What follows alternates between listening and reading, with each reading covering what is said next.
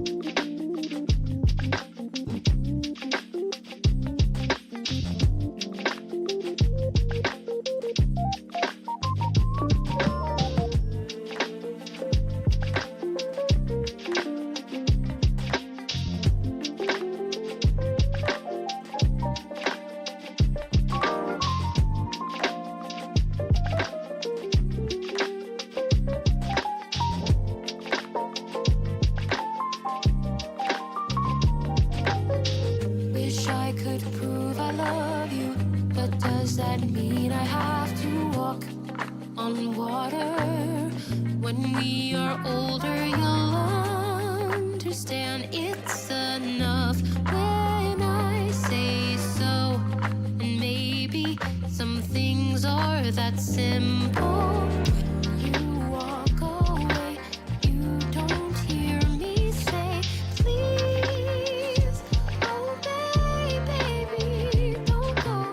Simple and clean is the way that you're making me feel tonight. It's hard to let it go. You walk away, you don't hear me say, please. Oh,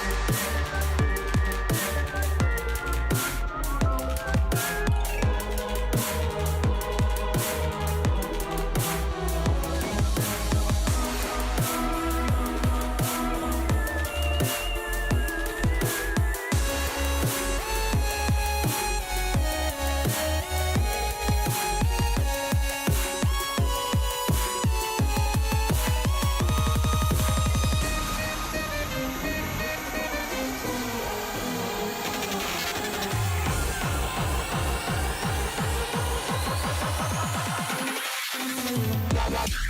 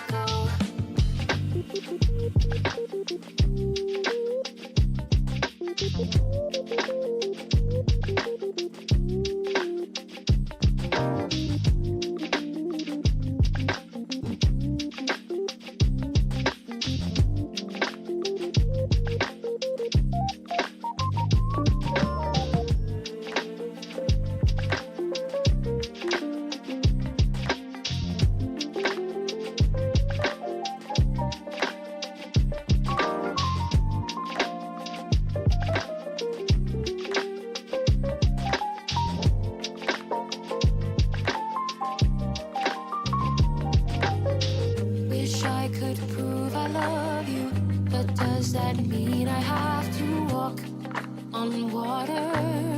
When we are older, you'll understand it's enough when I say so.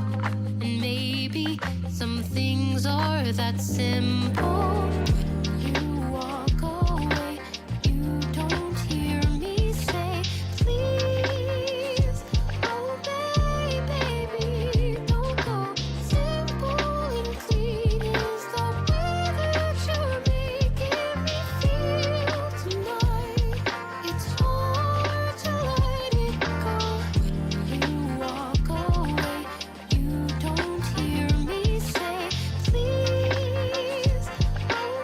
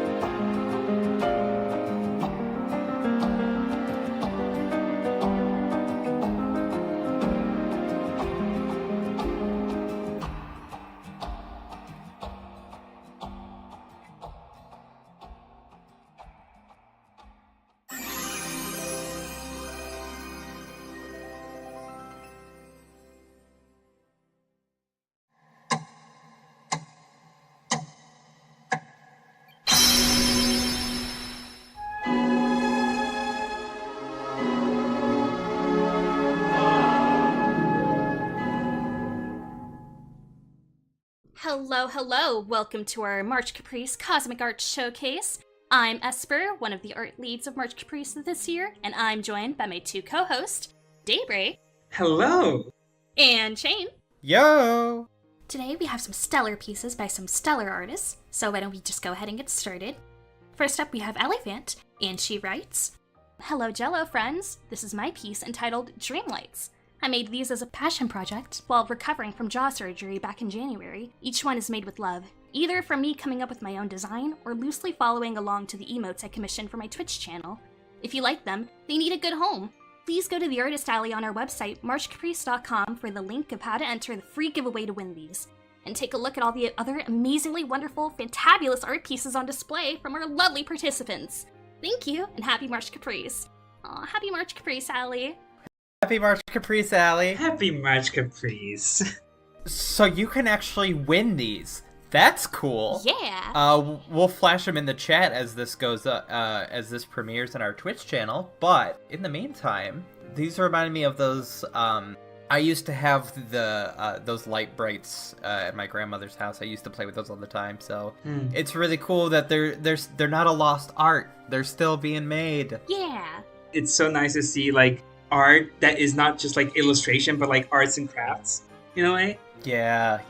At least I don't know about you guys, but I need Frog. I must have Frog. Look at Frog. I'm sorry, we're gonna have to fight for Frog. That's the rule. Oh my god. The Elephant Dreamlight Battle Royale. Yeah. I love, because this is kind of reminiscent of pixel art, right? And I love how pixel art is so deliberate in what pixels you put where, like what colors you use. And I think this is just used so perfectly here, because it's like, look how cute these are. Look how just so, I want them. They're so good. For real. Physical pixel art is a really fun concept. I love that. Gosh, I want that Fruits Cat. I'm fighting everyone else for that. You guys can fight over the frog. Oh, I'm fighting for all 5 of them, so... Okay, alright, it's war. It's war. Yeah, Allie did a great job at adapting these from pixel art to physical art. I love all 5 of these. I want all 5 of them. And of course we have the Zolophant in the middle as a true representation of Elephant. Of course. Gotta have it. Alright, and next we have Arts and Hunts, and he writes, "Hello everyone, my name is David Poliska / Arts and Hunts, and this is my metaphor of Refantasio-inspired Sora. I've fallen in love with the art style, and I thought the 2 franchises would go along nicely. So if you like Sora, stay tuned because Shion and the others are coming too soon. Smiley face. Look how happy he looks." Oh, what a happy boy. That's a very cheerful little lad. Have either of you played Metaphor? I have not. I've played like modern Persona games, which is kind of where the art style kind of shifts from. Okay. Yeah, so I've seen like portraits of Metaphor characters. This is just such a perfect style emulation. Like, look how smooth that line work is, like that coloring is. I love the shine that he put into the hair as well. These little bits of reflection, light reflecting off of his hair. Yeah, like, I haven't played Metaphor myself, but I watched a lot of other people play it, and I've seen clips from Persona here and there. And I really, really love how well they emulated, like, particularly the way that those games do, like, expressions. Mm-hmm. So, like, when I look at the piece as a whole, I see it, but, like, especially the eyes, I like that. Those are Persona eyes right there.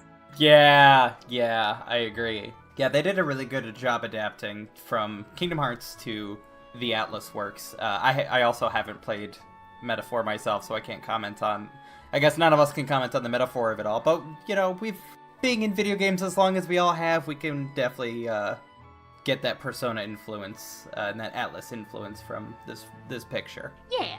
I also love just the soft shading. You can see it on Sora's cheek as well, just how the lighting kind of fades. It's so... I love it. I'm gonna be saying I love it to, like, all these pieces, because there's just so many stellar works here. I know. I can't get enough of these works, of any of this. I love art! Anyway. Also that cool, like, mud splatter I don't know what you is there an art term for that? Gosh, I have no idea. Oh, this sort of like the watercolor effect at the bottom, is that?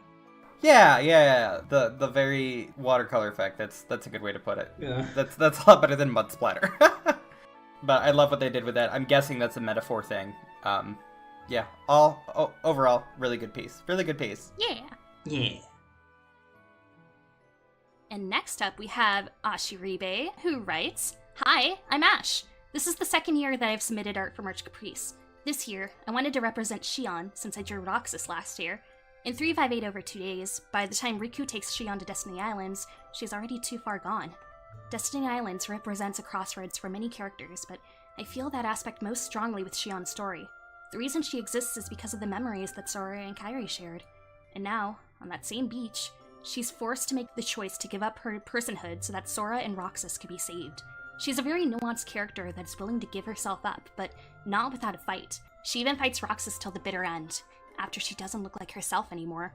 The drawing represents that final choice to be destroyed and swept away after her conversation with Riku in Days. Though she's accepted her fate, she holds onto the Thalassa shell that reminds her of why she held on for so long. I'd like to imagine her listening to the waves, trying to remember why those waves are so familiar to her." I love that. Look how, gosh, it's so somber of a scene here. Mm-hmm. Yeah. Can we talk about the world that never was in the water? Yes! So sick. Yeah, when it was first submitted and I got to preview this, I admittedly didn't notice that until now. Like, that's so cool. That's such a cool effect. Gosh, and I love how the waves kind of have, they look like bricks to, like, the building, and it's like, oh, I just love that. Yeah. And like the little Paopu there and Riku just looming ominously.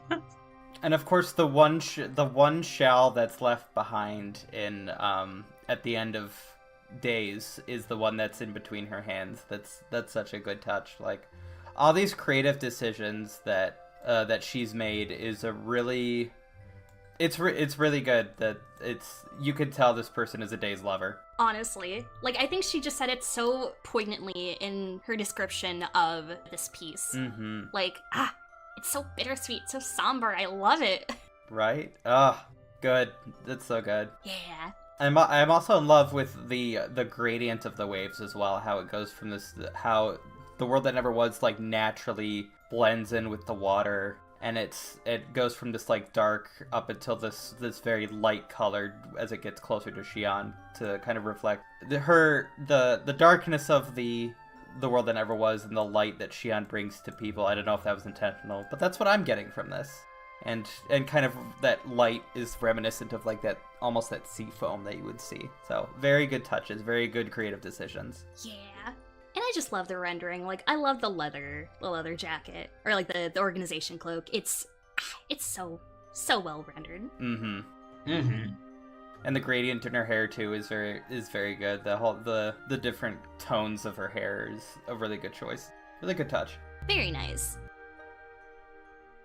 Alright, next up we have a Space Ace who writes, "I wanted to do something fun this year to balance out the angsty piece I did last year. So here's my favorite Disney movie, my favorite trio, and a return to the Galaxy art I did when I first started doing digital art, all on one canvas. Putting my signature on this felt a little redundant though." I see what you mean. But I love it though. It's so...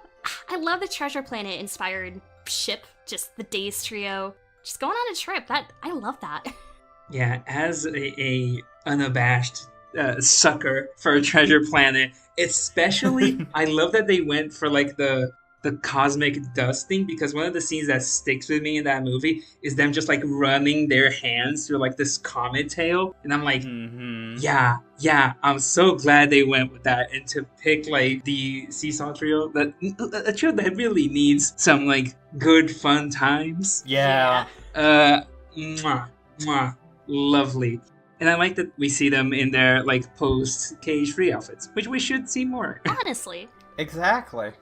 I also love that they chose the Days trio. Like, if you would have blocked out the characters and you're like, all right, can you guess who's in the ship?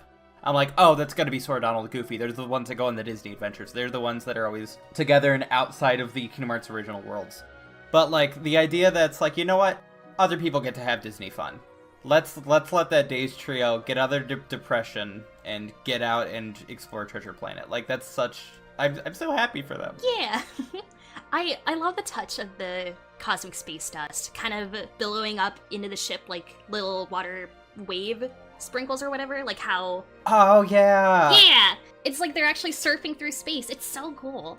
Yeah, and how Shion's blocking her face like it's an actual wave. Yeah. That's so cool. Yeah, like it's splashing. And then the stuff on the sail too. That's a good touch.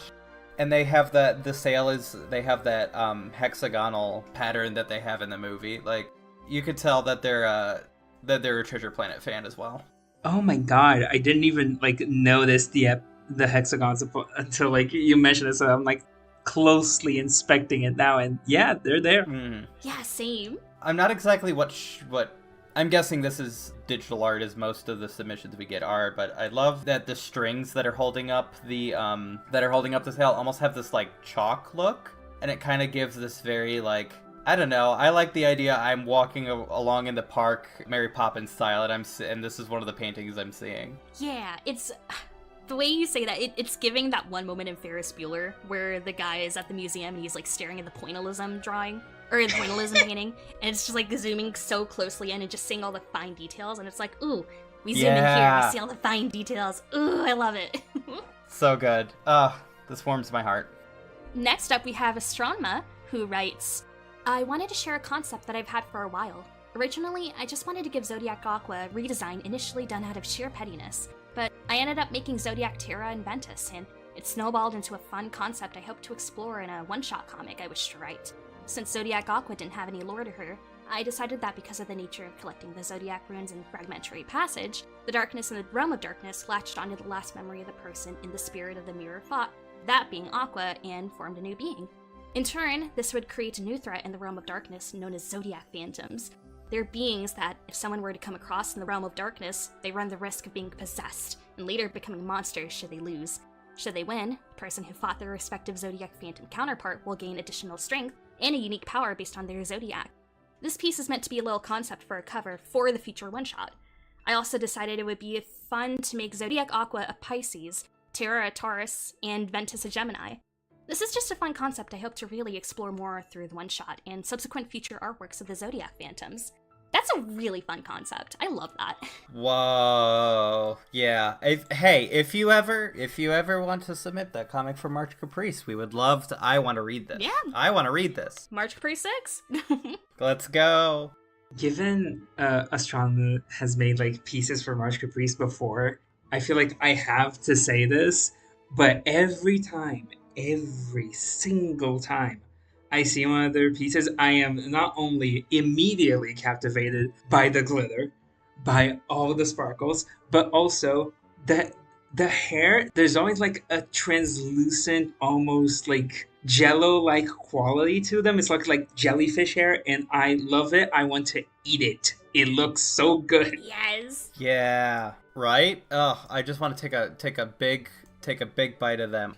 Yeah, so this whole like glitterification of stuff is something that, one, I love. Two, it's very reminiscent of a lot of the Keyblades from Kingdom Hearts 3 and beyond. You know, Ultima Weapon has that glitter effect. The Shooting Star has that like charm in the middle that has that very blue and pink glitter, which is very reminiscent of this piece in my opinion, you know, with all the stars and all the glitter. So it makes me wonder if Astronma is a big Shooting Star fan, given their name as well. But yeah, big fan of the glitter, big fan of the astrology here. Yeah, I also love just how, like, their art is always so bright and vibrant. Like, it's such a very distinct artistic style that they've got going on. Yeah, it's so easy to make like space look just like a black void with like white dots, right?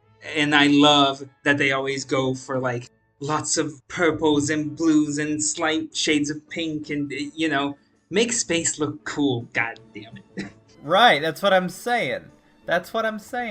I also want to point out a couple details here. First of all, I love their eyes are also very unique, and Aqua having the stars in her eyes, Ven having the normal circles, Terra having hearts. And then when you turn to the Phantom versions of them, they all have kind of Xehanort-esque an eye effect. They have very yellow, very similar to this multi-pointed star look. I think that's a very nice touch, how they had this, how they were very unique, and then after the phantomization, I don't know what you would call it, but then they all had the similar eye pattern, just like in Kingdom Hearts. Yeah. I also love how, I guess, the Zodiac Phantoms here have their respective Zodiacs implemented into their designs. Like, you've got Terra with his, or the Zodiac Terra with, like, his horns and, like, bull ears. Taurus is a bull, right?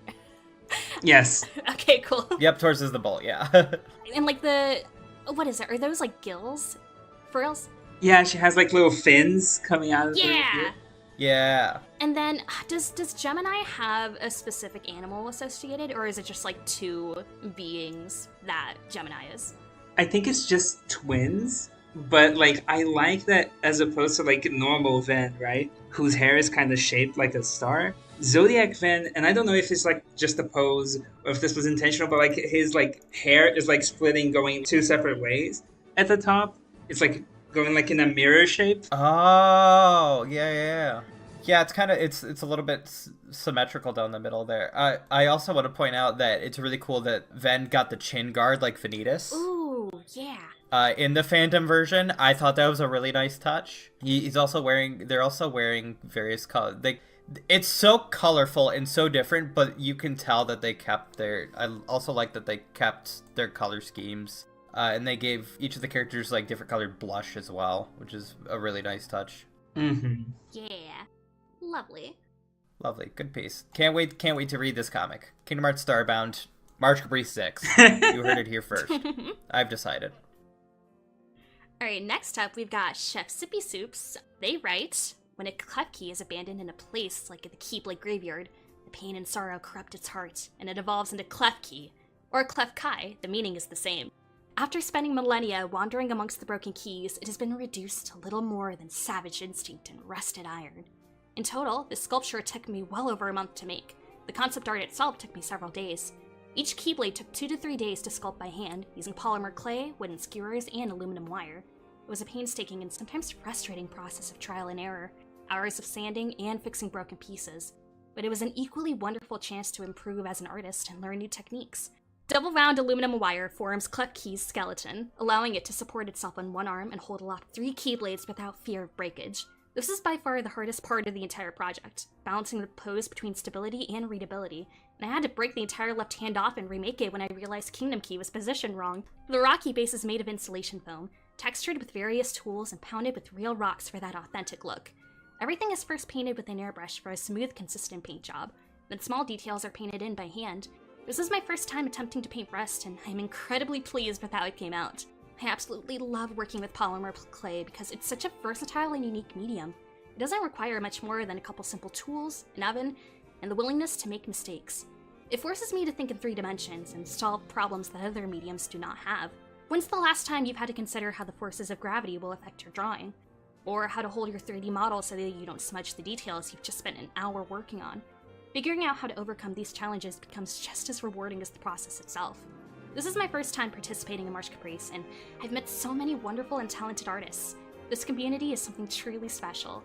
Aww. Same. Big agree. For real.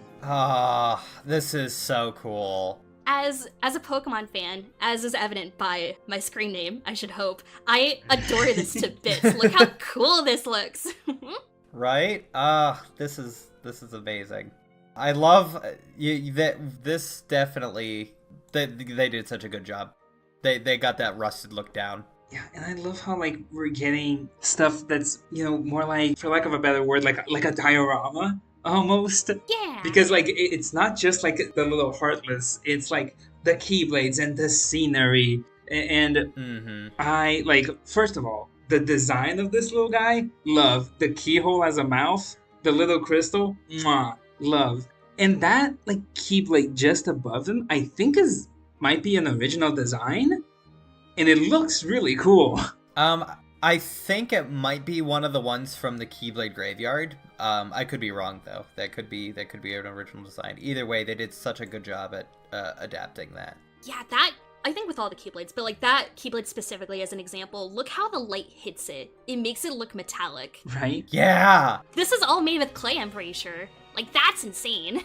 Yeah, that's ridiculous. They got the color down so well. Like, this is what makes me kind of sad that March Caprice is a digital only medium, because I wanna see this in person. I wanna touch this. I wanna see how this feels, right? That rock looks like it's a completely different texture or a different feel than like the Keyblade and stuff, even though it's made out of the same stuff. Ugh. I want to see more of these. More dioramas, please. March Caprice 6, dioramas. We got dioramas and a comic. All right, we need more. We need everything. Come on, you guys. We need everything. I'll say I also love the purple darkness coming out as well. That's a good touch to like the ground, and it's how it's coming over this front Keyblade is starting to get covered in it, and you see the one on the ground is also starting to get consumed a little by darkness. Great touches all around. Yeah, that's so cool. I love how they mentioned in their description specifically how this sort of work, it's about the willingness to make mistakes and to kind of break your pieces to build them even better. And I think that's just like the cool thing, especially with a physical medium like this. I just think it's really cool that you just keep going and keep trying new things to make things work. And it's so cool. I keep saying that. It's just so cool. Look how cool this is. Way to like power through it. Like that's kind of inspirational. I did look it up. That Keyblade in the back is one of the Keyblade graveyard ones. That's such a nice touch. People don't tend to think about those ones because they don't have names and they're never wielded by people we see. So it's really cool that that's thought of. Yeah. Mm-hmm. Such a fine attention to detail. Mm-hmm. All right, next up we have Dynamite Sunshine, who writes, I decided to draw Lexius of Organization 13 because he's the 5th member. He's breaking through a clock to represent the themes and that this is the 5th March Caprice. I was working on being clever that he broke all the V's on the clock because he would be surrounded by 5s too. It definitely pushed me to learn more of my chaotic style and enjoyed how it came out here. I hope you all enjoy Lexius's collateral damage. Oh, look at that! Hey, there he is. There he is. Yeah, there he is. He's just a little guy. He's just a little guy. Now, I remember this person last year, how he had a lot of different characters. He sold some of his characters. I don't know if this one is up for sale, but it's good to see Lexius as part of the collection, and that's so fun that you've thought of the theme both as 5 and time to add into your piece. Like that's so cool. Yeah, I love how he's just breaking through. Like he's like, hey, what's up? I'm here now. Like the Kool-Aid man. And like I love how like I'm not even sure how this was made necessarily, if it's like entirely digital, but because like it has this feel of almost like a collage you would do on like a school book. It's shaded so well that you can see like the layers of like his axe sword is on a different plane as him, as his hair, as like the little pieces of glass. Yeah. Like it feels very three-dimensional. Yes, yeah. It's not flat. I also love that they're like the 2 layers of the clock as well. Yeah, or I guess those are glass. Yeah, that's glass breaking. Yeah, it's such a good depth of field. I also want to say I love the idea, the axe sword that he's carrying can also be interpreted as a clock hand because it's at the center. Like that's so like a lot of good attention to detail and a lot of like referential stuff. That's just such creative decisions. Lovely. Good work. Good work. Next up we have Alaxon, who writes, Master of Masters' concept is a shadow-like creature with his one eye. The glitch is showing his relation to the data world.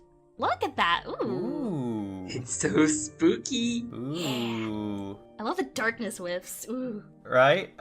Look at the I don't know what this is, but that texture that's over the entire piece, like the lines, the magenta and yellow and the gray and the blue, kind of like a corrupted.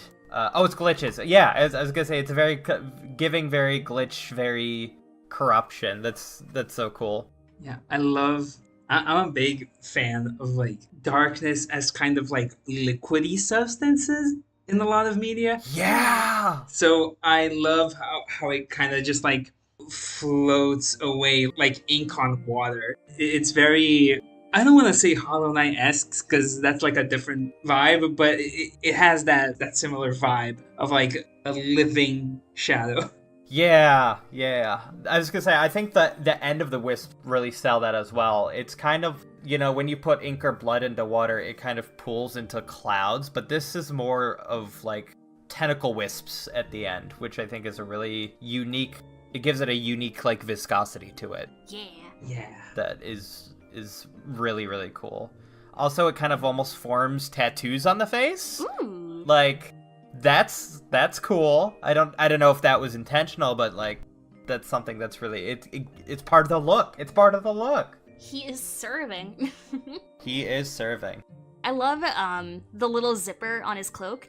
It kind of is forming a little heart symbol. I don't know if that's in his canon coat design, but it's just such a neat detail. Yeah. And that grin. Yeah. Oh, the grin. Look at him. Terrifying. Very, very Cheshire vibes. Yes. Alright, next up we've got Esor, who writes, "Hello friends, I'm Esor, and I'm so excited to be participating in a March Caprice this year. I'm a new, not-so-great artist, well that's a lie, who has loved Kingdom Hearts for as far back as I can remember. I wanted my piece to call back to these early memories, the nebulous couple of years post-2005, waiting and wondering what will happen next, where all we had were 3 games, a letter from the king, and the memories of the past. I was too young to know about the community that was sprouting up online and the fan works others made. I was too young to send my own love letter out into the world, but now I've grown up and been welcomed with open arms. So this silly doodle is my late contribution, from a young artist to a young girl, the one I wish a little me knew she could make 20 years ago when things were just getting started. So please, take care of her." Ah, it's so cute, look at that! This is so cute! I love him! Ah. It's so adorable. That's another. He's just a little guy. He's just a little guy. He's just a little guy. Look at him. Look at him. Esor's description saying that she's not a great artist? Complete lie. This is beautiful. I love this. Have confidence. Boo. Everyone boo Esor for their lack of Oh no. Maybe don't do that. like no, don't do that. But boo self-doubt. Yeah. Not Esor, but boo their self-doubt. Yeah, well, I'll boost self down. Boo. Boo. Boo. I just love the story that she's accompanied. Just like a love letter to both the series, to this community, to the person she was way back when. Yeah, we take care of her. I'm gonna take care of this Sora. Yeah. He's a little guy. Yeah. If this showed up my door, of course I would take. This is my thing. I'm taking care of now. Him and his like 7 toys or whatever. 1, 2, 3, 4, 5, 6, 7, 8, 7 to 8 toys. Like, yeah.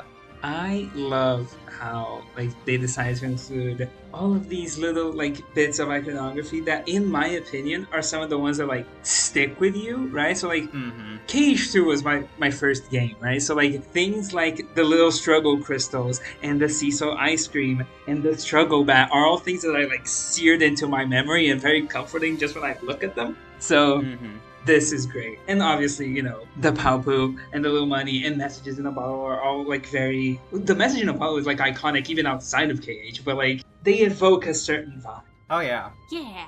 Yeah, and when you finish KH2, especially if you're in the North American release and didn't have the big final mix scene at the end, all you really have to go on for the next game is the 3 soldiers and this little letter in the bottle. Like, what does the letter say? What does Mickey want? What's going on? So this is like the one of the few pieces of hints for the future that leaves you wondering like what comes next. So it's a very small world with that unique feeling of there's something greater on the horizon. Yeah. And I think that it just perfectly parallels, I hope, like the community of the Kingdom Hearts fan base, of like the March Caprice events, just like the, all these cool people, all these just fun things just coalescing together, just a real sense of community that, yeah, I think that parallels pretty well. I think I lost the parallels in my explanation, but I hope that makes sense. It's giving March Caprice. It's really giving. So true, bestie. So true. Alright, next up we have Final Mix, who writes, "This 2-part poster series designed by Eve, also known as Final Mix, depicts the skies shared between Sora and Yozora. and where the Kingdom Hearts series is headed. With both characters linked to skies, the left side of the design is filled with lighter blues and images of Sora being put to sleep after his confrontation with Yozora. The scene then transitions to night as the right side of the piece is then dominated by dark blues and images of Yozora and Quadratum. Final Mix is a graphic designer heavily inspired by the metal aesthetics of the mid-2000s that took over the video game industry's print and web design language. They aim to spark a sense of gaming nostalgia through use of style while also depicting video game scenes using abstract compositions. Well, they certainly delivered here. Look how cool this looks. This is very much giving, like, desktop background from the early 2000s. I see it. I see the vision. Yeah. This is someone who, like, I've seen on, social media for, like, years, and it always excites me whenever I see something from them because the vibes are so perfectly captured. Mm-hmm. From, like, the choice of text and, like, that thing that trailers and magazines used to do where they use, like, different sizes for, like, different words when they're typing, or they just, like, slap a bunch of images on top of each other and make everything kind of hazy and, like, dream looking. It's mwah. This is great. Yeah, like, what the heck is that thing on the left? What is this thing? Who knows? Who cares? It's cool as heck. I vibe with it. I also want to read the thing on the top, because I don't know if the gallery will allow for this, but it says, Yozora says he wandered into Shibuya and went through some trials. This means his situation is the exact same as Sora's, and he's been transported out of this world as well. The battle that ensues transports the two to the top of the 104 building in Shibuya, Tokyo. That gives very, like, if you were to have one of those, like, gaming magazines, Game Informer, or, like, those Guinness Book of World Records that has little descriptions of what's going on in the image, like, that's very, a very good description of, like, hey, here's the basic thing of what's going on in these images. Like, once again, good vibes all around. The overlay of the timetable at the bottom, the choice... Like you said, the choice of images all around Shibuya, the light to darkness from left to right, all mwah, chef's kiss. So many things, like, packed into it without it seeming cluttered either. Yeah. You got Yozora, you got Sora sleeping, you got the Master, you got Gigas on the bottom, you got Sora getting frozen, like, right next to, like, the big Sora on the left. And it's just like, just in there if you pay attention. It's a lovely sense of composition. Yeah. It's great. So much to look at. And of course, all in the center, the words, I will save you. Like, edge. Such edge. The best kind of edge. Oh, it's so good. Love it. New desktop background. Next up, we got Jalen Dilla, who writes, this year's artwork for March Caprice have been an art piece I've redrawn every year since Kingdom Hearts 3's release date, as a love letter to the game and the series. This year, I experimented with risograph printing for the first time, and found it to be a very challenging process, but found the end result to be worth it. I find it fun to work in a minimal color palette and more relaxing as well. Having recently replayed all of the Kingdom Hearts games last year, I'm happy to share and showcase fan art for my favorite video game franchise. Happy March Caprice, and may your heart be your guiding key. Ah, look at that. I love monochromatic color schemes, and this is just so well done. It's such a great sense of values that we see here. Yeah. Mm-hmm. And it's so like light in the sense of, like, having no weight. The hair is so floofy.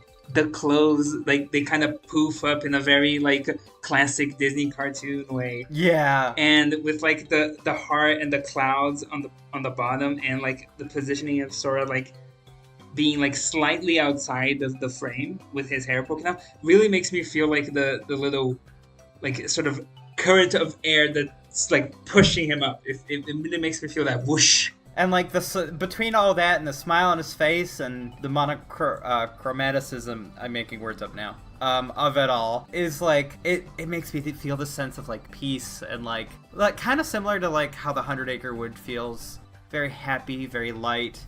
This is, like, no thoughts, head empty, and all is fine. Yeah, it's so serene. It's a very Steven Universe when he's in his element in the show. Oh, yeah. Yeah. Pose. Oh, gosh, like the one scene in the movie where Steven's, like, floating in the air after, like, a very climactic song moment, and it's like, it's giving that. It's giving just, it's so good. Yes, precisely that scene, with the moon and everything. Yeah! It's like we don't have to. And that song is even like so Sora coded. It's like we don't have to fight. Like he's, I mean, Sora likes to fight, but like, do you see my vision? I see the vision. Thank you. Absolutely, yes. We same brain. Let's go. Next up, we have Caprice V, and he writes, "Hi guys! For my piece, I wanted to focus on a member of Organization 13, namely Zigbar. Or is it Break? Half Xehanort? Or maybe Lushu? There's too many. I wanted to capture the mysteriousness of who he really is, and his smug cockiness he displays throughout the series. The piece went through a couple of iterations. Originally, I had planned a brighter piece with the Keyblade Graveyard as the backdrop and his hood down, but I instead went with what we have now, with his hood up, covering his face and surrounded by darkness. I was really happy with how it turned out, and hope you like it too." Ooh, look at that. It looks so menacing, I love it. If your eyes aren't glowing when you make art, like, what are you doing with your life? Like, that's such a cool glow to his yellow eye. Your piece has to have glowing eyes, and you yourself have to have glowing eyes whenever you're making art. That's like the mark of an artist. That's true. If your eyes aren't glowing, you give up on art. You heard it here first. Give up on art. Happy March, Caprice. Oh my God.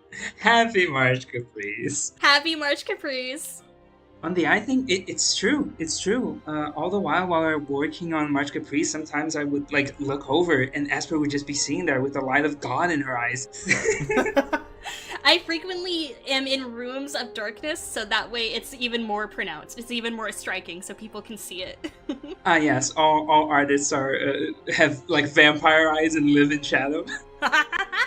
It's true, I've seen both of your eyes. This is how we can track each other, Daybreak, in a room. Yeah, exactly. Reconnect is gonna be great. Yeah!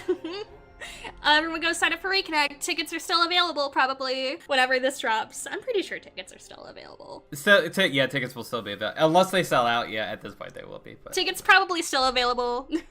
So this is also giving very, like, graphic novel. Yeah. Like, the mark underneath the lips, the very intense lines, it feels like something that would be in a graphic novel. I agree. I love the use of both just pure black inking for the really dark areas, like, especially like underneath the neck. Mm-hmm. It's just pure black. But then you also have very detailed fine shading just elsewhere, like on the coat and on the face.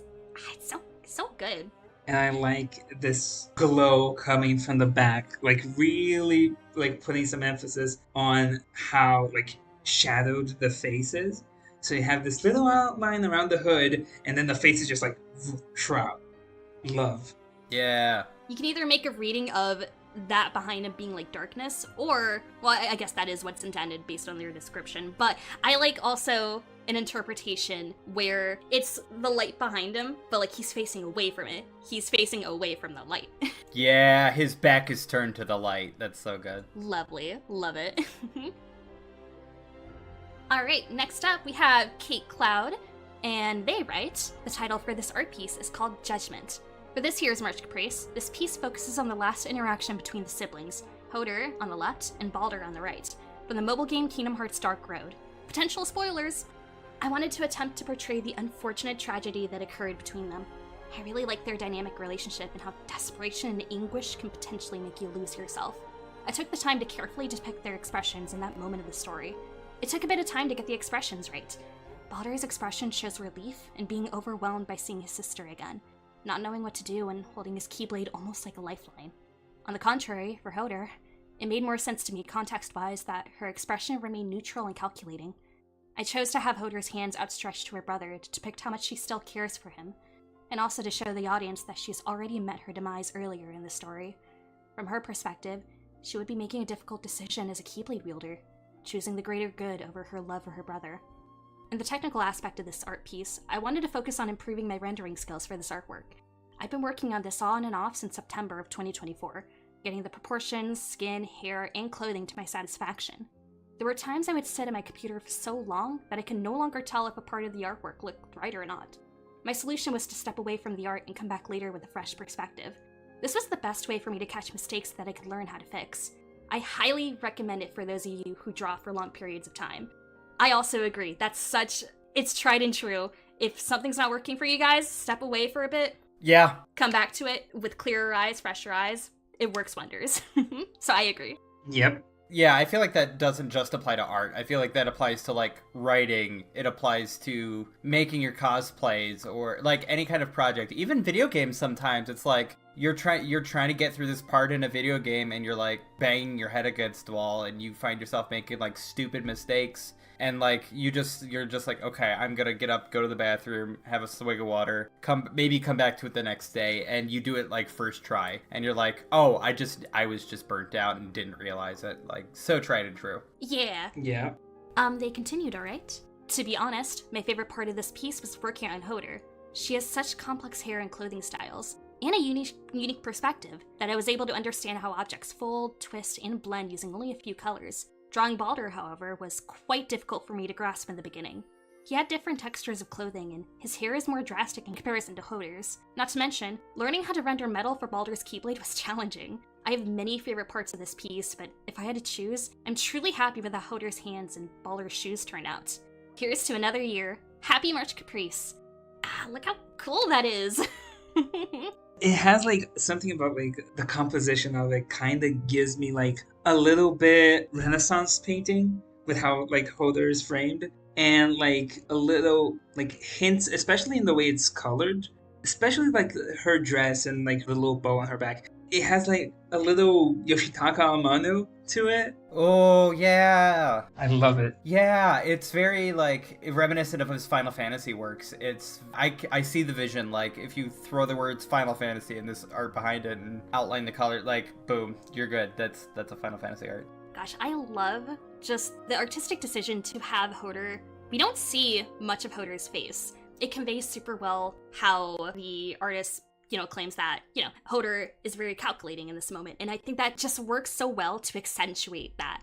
Gosh, and look how her hand just caresses his hair. Mm-hmm. And it's like you can really feel this poignant moment where she's already made her choice to, in the story, to attempt to strike down Balder, despite how much she loves her brother dearly.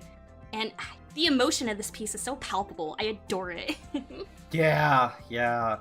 I love how Hoder has her, like, how the darkness around here, there's this glow to her, and how it, like, this is definitely an intentional decision. How she has it, Balder does not. And how much, like, it really makes the white hair and the white clothes and, like, everything about her glow, like, very, very ghost-like, very... They depicted her as somebody in the afterlife very well. I think it comes through easily, even if you didn't know anything about this series. Like, you could tell, like, oh, that's a ghost of someone. Yeah, it's such a smart decision, because I think it also doubles as, because Hoder's the only thing really having light. Like, you can see some light hitting the ground where she is, because she represents the light that Balder sees out of her. Like, she's very firmly on the side of light.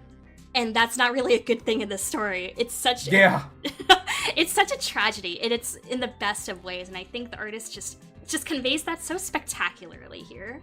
Mm-hmm. I also just love the decision to render Balder with like a very like sweet expression on his face, because at this point in the story he has gone maniacal in many ways. But then the second his sister shows up, he's like, oh, little baby boy. baby.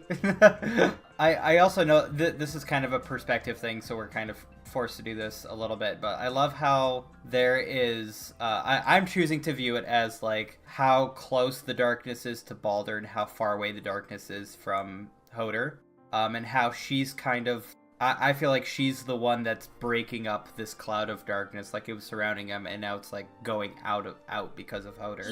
Yeah. And like that whole playing into the light thing, and I also want another thing. The ruffles in her coat is very ghost-like too, and very adds to that ethereal vibe that she's giving off. Yeah.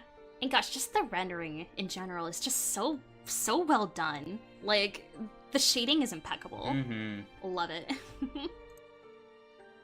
Alright, next up we have Christy, who writes, "Hello, I'm a lifelong fan of Kingdom Hearts, and I dedicate this drawing to Friendship, Ice Cream, and Sunsets.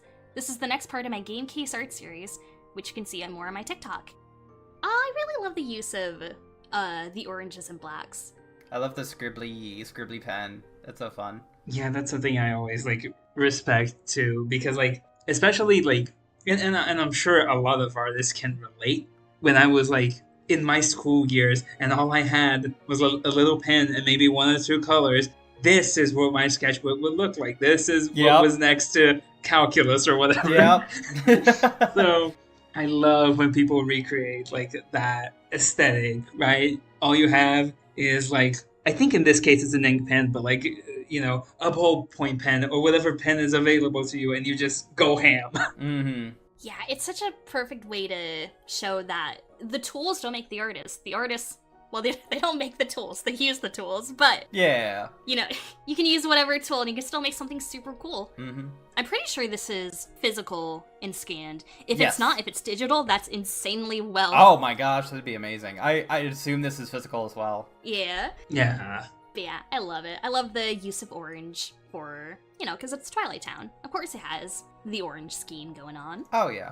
And of course, like, the use of white as well. Like, this isn't just like, it's not blank. It's using the negative space to light your drawing is such a cool thing. Like, the light shining on their faces is a very, like, but instead of using the orange that colors everything else, it uses the white. That's so cool. That's such a good decision. Yeah.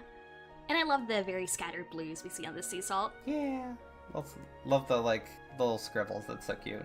And the sort of like depth of field by just choosing not to line things with the pen in the background. Just leave them orange. Mm-hmm. Mwah. Love. Yeah. Fred, what else is 358 Days Over 2 if not Friendship, Ice Cream, and Sunsets? Like, I could eat 2 out of the 3 of those things, and, you know. Wait, which one can you eat? Shane, which one? You'll figure it out. Okay. Alright, next up we have Light, who writes, "Hi, I'm Light, an artist and writer who loves Kingdom Hearts.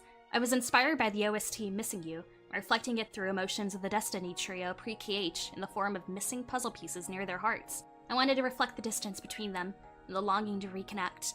I decided to pair my art piece with my writing submission as well, so the art reflects the themes present in the fic.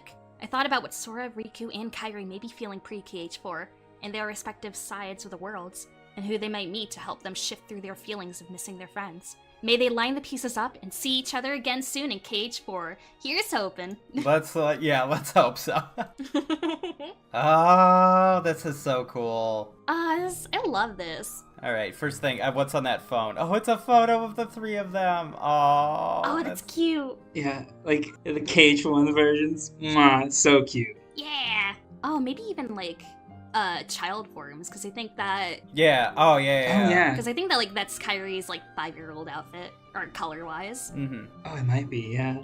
Either way, it's them before the horrors. Before the horror. Yeah, but before the horrors is a great way to put it. Kingdom Hearts before the horrors. That's Birth by Sleep's like subtitle.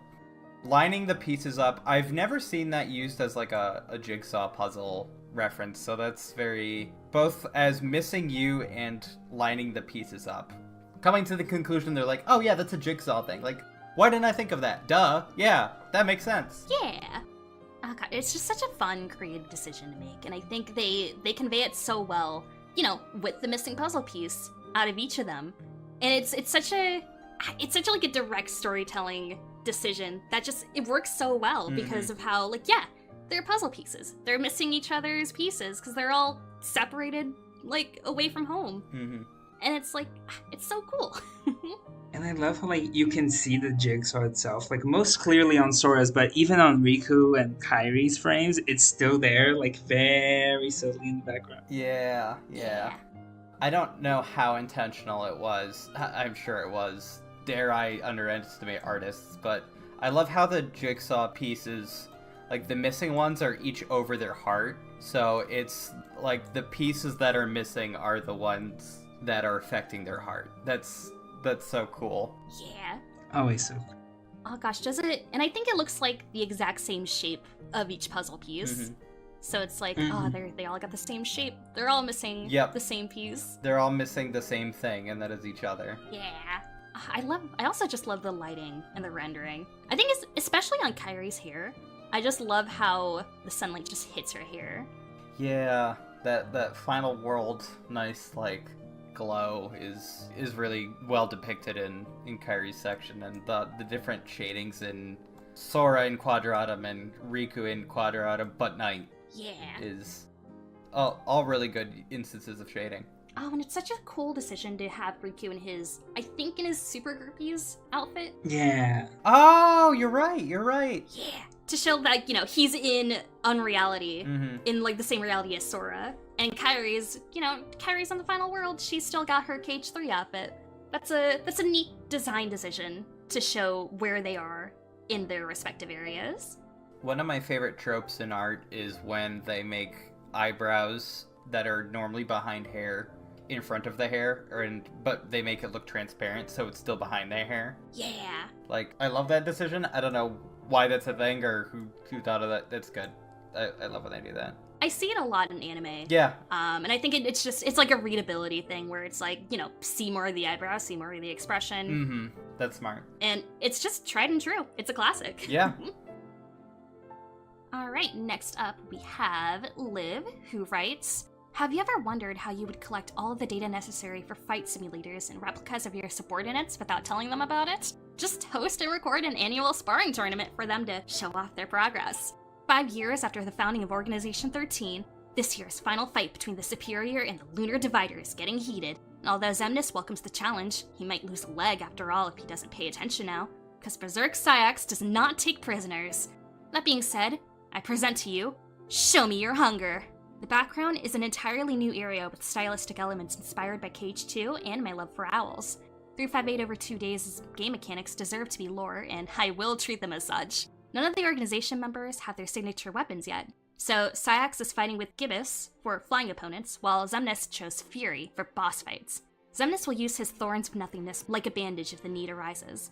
Syax is neither Norded nor second in command yet, hence turquoise eyes. This piece is based on my fanfiction, Fruits of Effort Well Spent. So if you want to know how this fight progresses, you can find it on AO3. Both the fanfiction and this art piece were unique challenges, as they were my first fight scenes in either medium, and it's allowed me to expand my range quite a bit. I do very much look forward to creating more for this franchise, and especially these two characters. Thank you for this opportunity, and may your heart be your guiding key.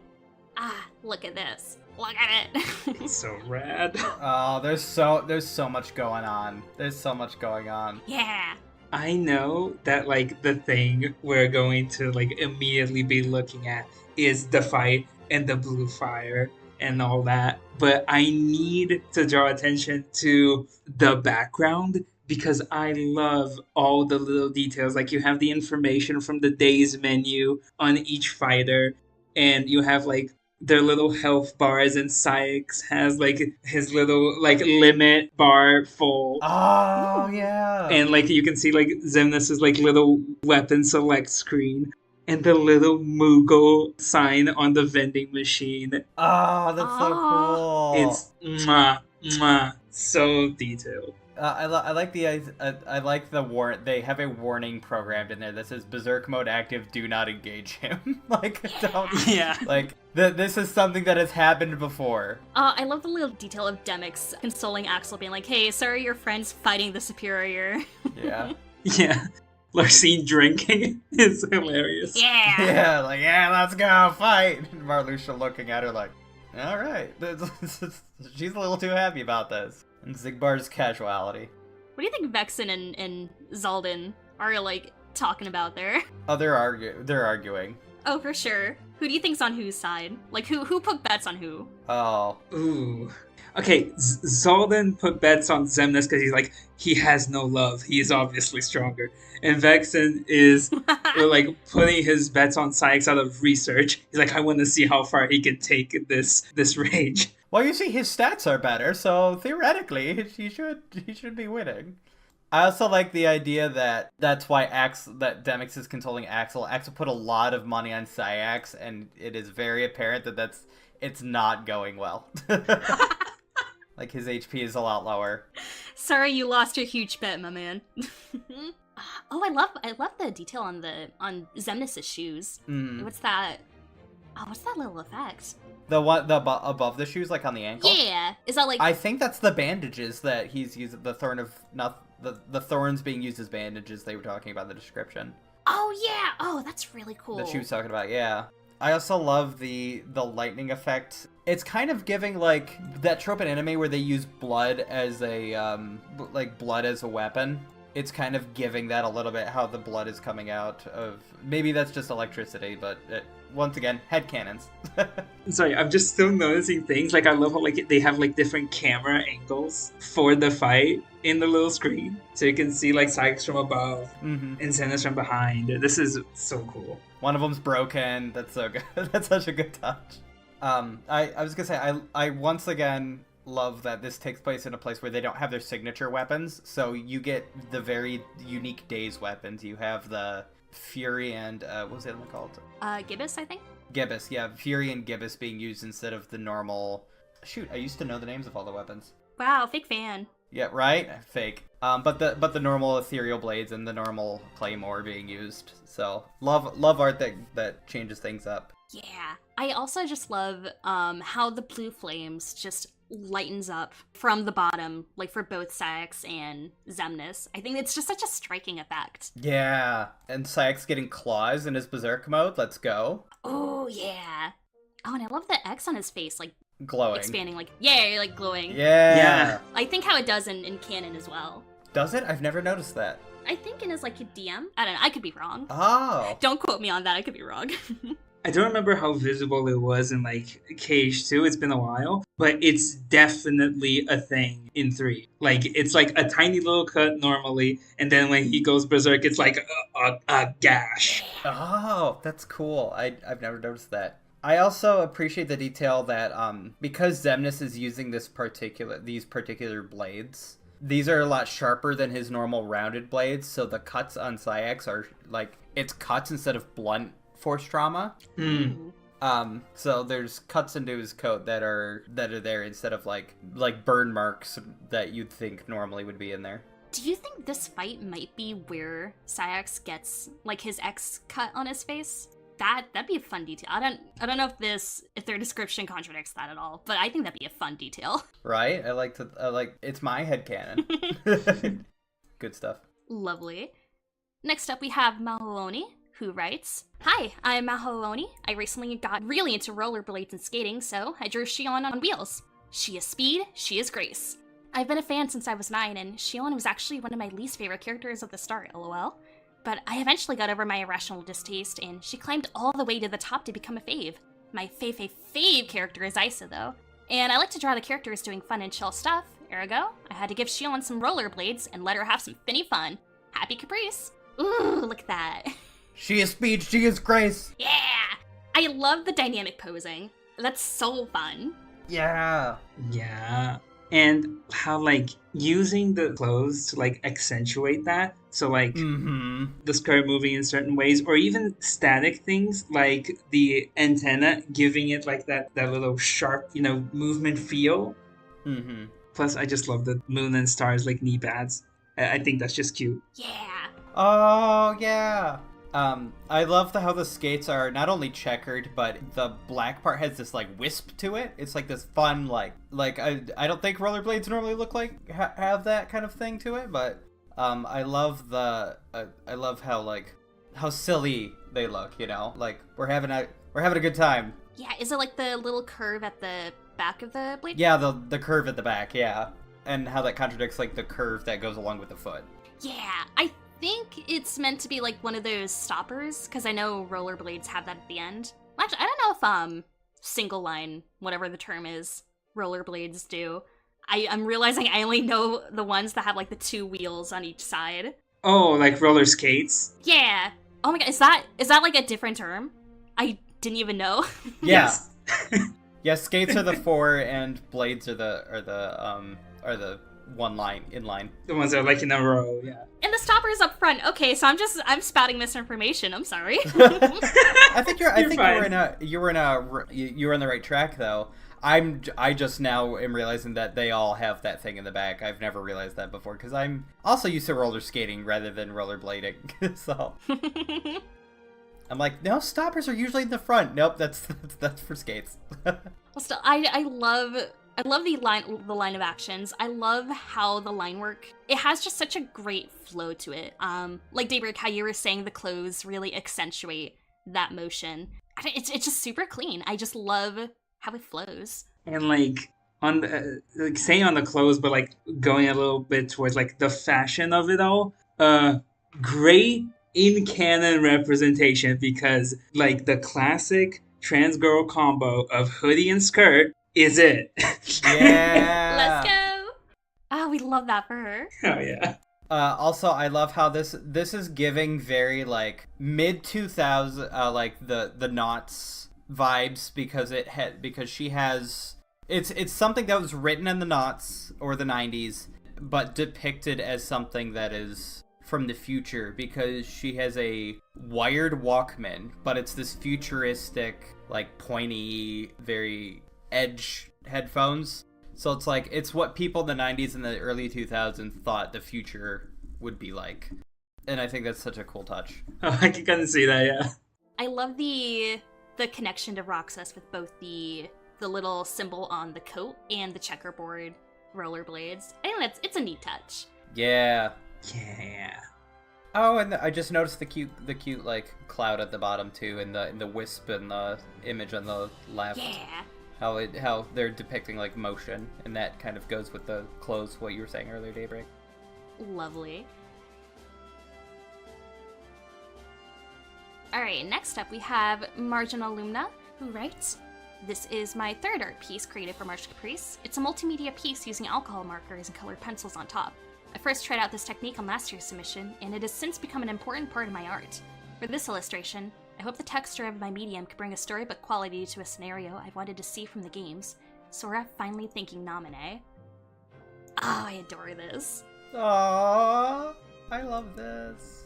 It's such a great, like, storybook kind of aesthetic. It's conveyed so well. I love the thick outlines between Sora and Naminé. Mm-hmm. Yeah. And that's like really helping like give it like the same feel that I mentioned with like the Lexius one, where like yes, it's all one piece of paper, but you can feel the pop-up book energy of it. Yeah. Mm-hmm. How very March Caprice 5 of them is as well. They don't even know this yet when they made this, but storybook being one of our motifs this year just lined up perfectly with their pace. Yeah. I love the background. Like, it's very deliberately flat, and I think that works so perfectly well because, yeah, it's like a storybook aesthetic. It conveys that aesthetic super well, including, like, everything else. And I love the little star at the foot of the staircase because, you know, Naminé in the final world, she was a star. Yep, yeah. Love it. This is also, like, it's very storybook. It's also very coloring book, in my opinion, because of the thick lines. Like, I could see this in black and white and myself, like, using those alcohol markers to color in, like, Naminé and Sora and the stairs and the grass, and I want a coloring page of this. I also just really love the usage of the markers for the coloring, because it provides such a unique texture that you can, like, emulate in digital media with, you know, like, specific like, press settings, but it's another thing to have that physically, you know, just done. Mm-hmm. Mm-hmm. And extremely well shaded too. Yeah. Yeah, I love I was gonna say I love the floor beneath them is very the how they use the blues for the shadow and the yellows for the light. It's a very good touch. Yeah. Alright, next up we have Meteoric Man, who writes, "Kairi in her Kingdom Hearts 3 outfit floating in the sky of the final world. I tried to give the foreground a warmer hue to contrast the blue of the background better, with her in a pose reminiscent of Aqua in the 0.2 menu screen. Kairi has always been one of my favorite characters to draw, so I had a lot of fun making this." Oh, look at her! There she is! There she is! I love the lineless artwork they've got going on. Mm-hmm. Yes. I love the posing. I love, oh gosh, I just love how it's shaded. Like, it's a very unique style that they've got going on. Mm-hmm. I was gonna say the lineless with the shading is a very like you can tell where how the light source is coming from her right, our left, and how that's kind of like it could be very flat colors, but he's chosen to like use a little depth in color. That's a very fun and very cool thing to do. And the hair as well, like how the middle part, it has this lighter and it goes out to these darker colors. Yeah, and I love that, to my knowledge, as far as I'm seeing, it's all like kind of cell shaded. Like there's not really much blending, right? But it works super well because we see just a very smart usage of the values of the colors of shading to where it really helps accentuate that style that he's just got going. Yeah, so good. Next up, we have this piece by Myth6367, who writes, "This piece was created by using Gacha Life 2 and Ibis Paint X. The art features Yozora, Magia, Aigis, and my KHOC Rin with firing flames on their eyes." Oh, I love the use of colors here. Yes. And like, I love that, like so many people have done like art of Yozora, right? Like he really blew up after his release. Not enough Magia and Aegis. And they have like such like cool designs. Like maybe it's just the like green lover in me, but I've always wanted to see art of Aegis. So I'm like, yes. Yeah. Now we're talking, baby. It's so rare to have a character in KH with glasses. I think it's Aegis and Vala as the only two, to my knowledge. Yeah. Yeah. So glasses fans, we gotta take what we can get. That's right. For real. But yeah, I just like love the composition where they're all in their 4 quadrants. They all have their very specific color palettes that they got going on. I think they complement each other very well. This is very much giving pop art, very, very, like, this is an album.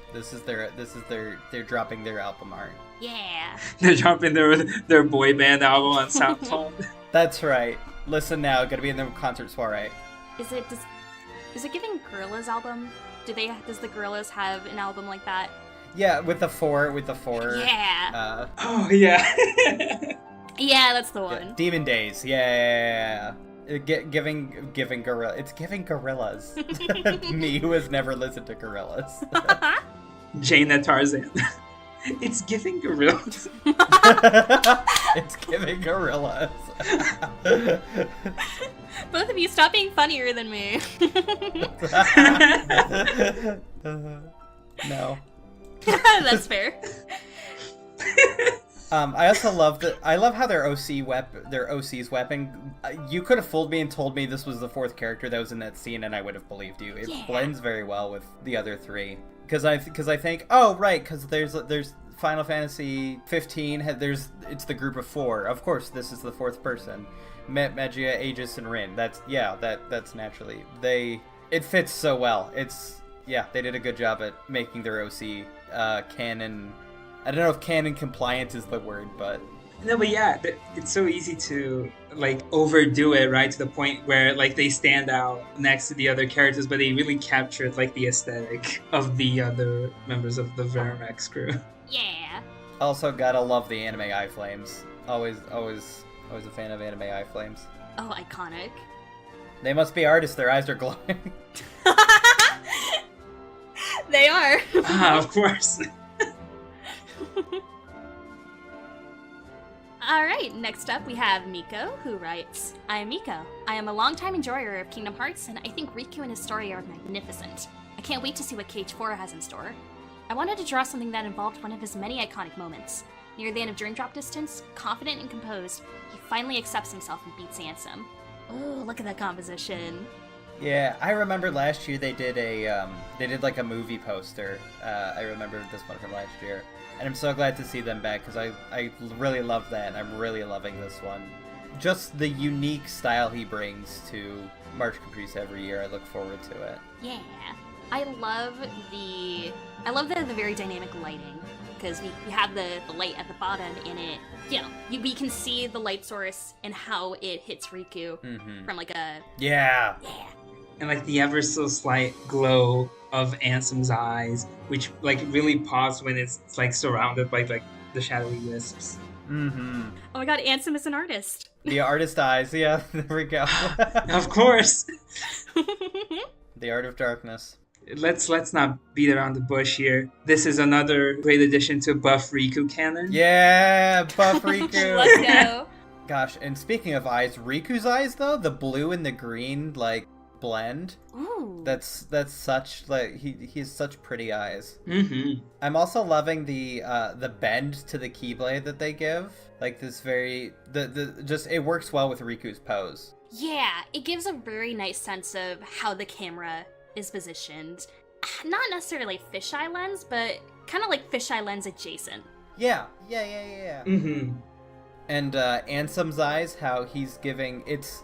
You know how Xehanort can do that thing with his eyes where it's very like you can't do this IRL, but it's he can like bend one eye to give you this like very weird creepy look. Like I'm getting that again from Ansem. It's really cool. Yeah, lovely.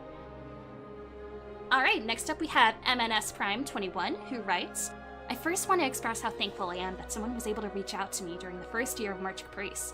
I think it's time to display my artwork to the Cosmic Arts exhibition to celebrate 4 years participating in this event. Going to confess firsthand that yes, young Xehanort is my favorite KH character. Therefore, it stands to reason that I do my best to put a lot of love and effort when drawing young Xehanort. Even if he wasn't my favorite, at least it's befitting for the theme of this year's event. I could ramble why he's my favorite, but I hope the artwork I'm sharing here is enough to understand. Now presenting my process for this art piece. Normally, I would draw my artwork with Procreate on my phone like the last entries I presented in the past for the Artist Gallery. However, since I got an iPad and an Apple Pen for my birthday last year, I figured to give myself the opportunity to take advantage using Procreate for my iPad. While I am accustomed to using my phone as my go-to for drawing, it felt natural to use an iPad and Apple Pen to properly draw like you would with pencil and paper.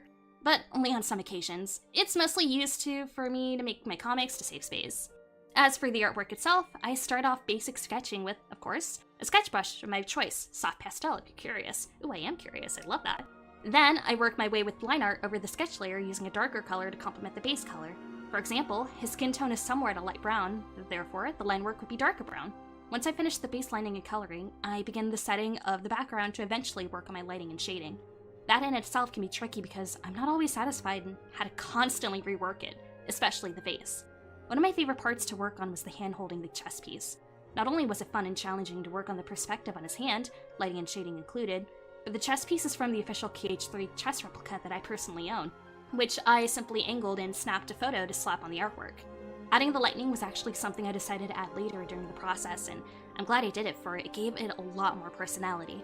After I finished my work on Procreate, I would add my art signature, then give my artwork the final touches and extra flair by treating it with some editing using an app called Snapseed, which also helps to separate from the original artwork that only I have while everyone else sees the filtered version. I normally would try giving it a glamour glow and a vintage filter for most of my artworks, and this piece is no different. I could go on and on over the details of this process. According to the statistics of this artwork, it took me over 10 hours because of the constant reworking of this art piece, especially the face, which was the most challenging. Despite it all, it was therapeutic for me, and drawing in general is a hobby I dearly treasure, especially for Kingdom Hearts. I hope you enjoy my brief insight of this process. Nothing else to say other than happy 4 years, and many more to come. Thank you for reaching out and letting me be part of this wonderful event.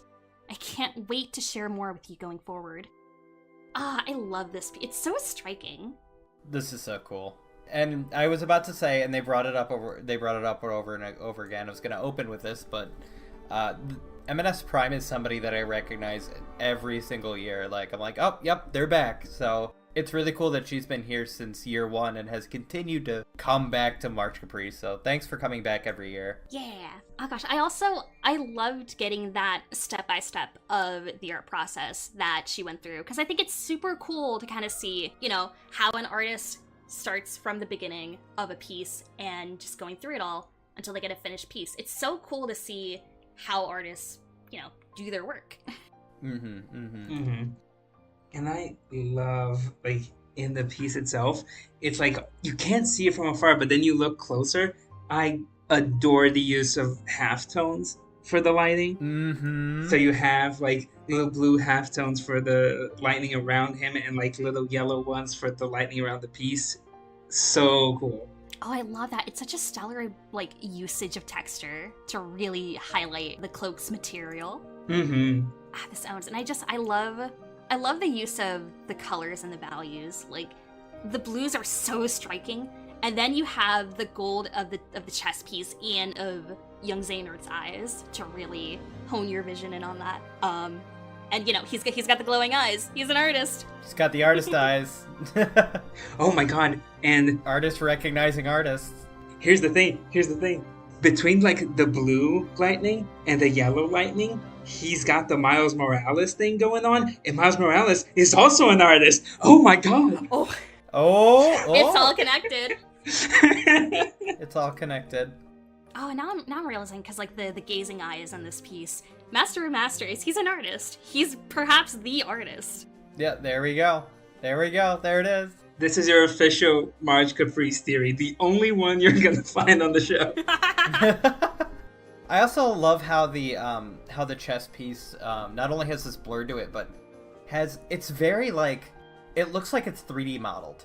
It has like depth. I don't know if depth is the right word to it, but it's very. It looks like I can grab it. I want to grab it. Like he's giving it to me. I think she mentioned in her description that she specifically snapped a picture of the chess piece that she owns, which is wild. Congrats. That is such an insane collector's piece to have. Or like the whole like chess set is an insane oh my gosh. collector item. Congrats to you. Sorry about your wallet. It's composited in this piece so well. Like, I just love how like it's all edited. Like, look at that blur. Look at the lightning. Oh, it's so cool. Yeah, and the background, how it has these like, I don't even know what to call this effect, but the lines, it's giving like I don't want to say I don't know, but it's very good. I don't know how to describe this. The multiple clocks, the depth of everything, it's very well done.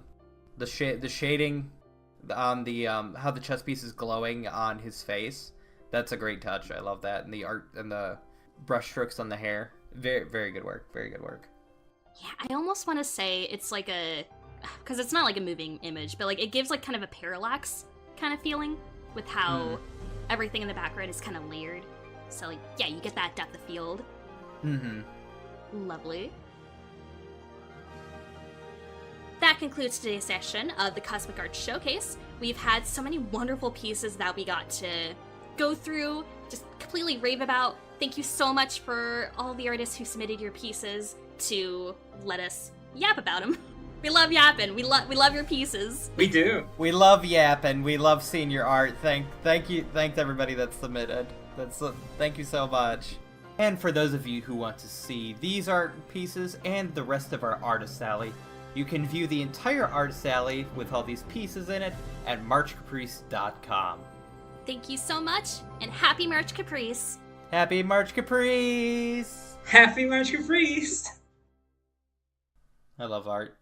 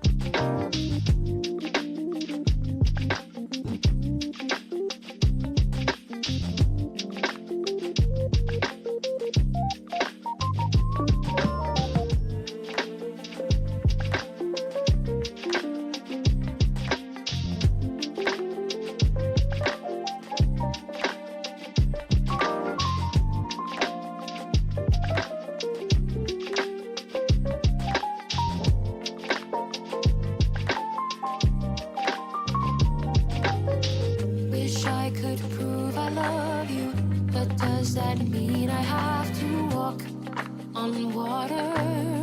When we are older, you'll understand it's enough when I say so.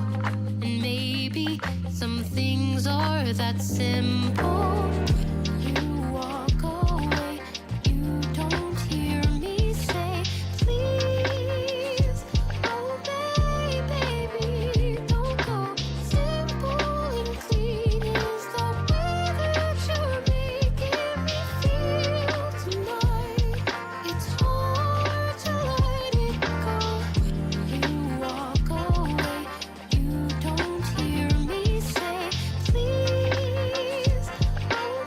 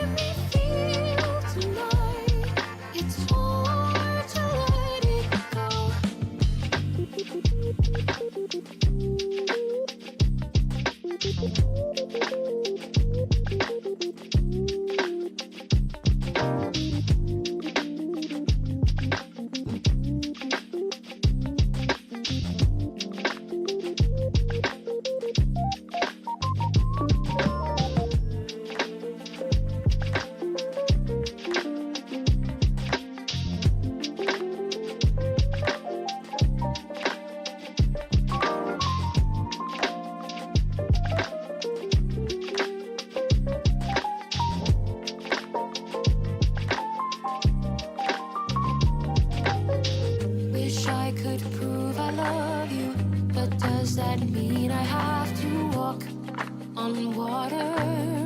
When we are older, you'll understand it's enough when I say so.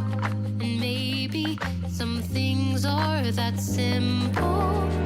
You walk away, you don't hear me say, please. Oh, baby, don't go. Simple and clean is the way that you're making me feel tonight. It's hard to let it go. You walk away, you don't hear me say, please. Oh,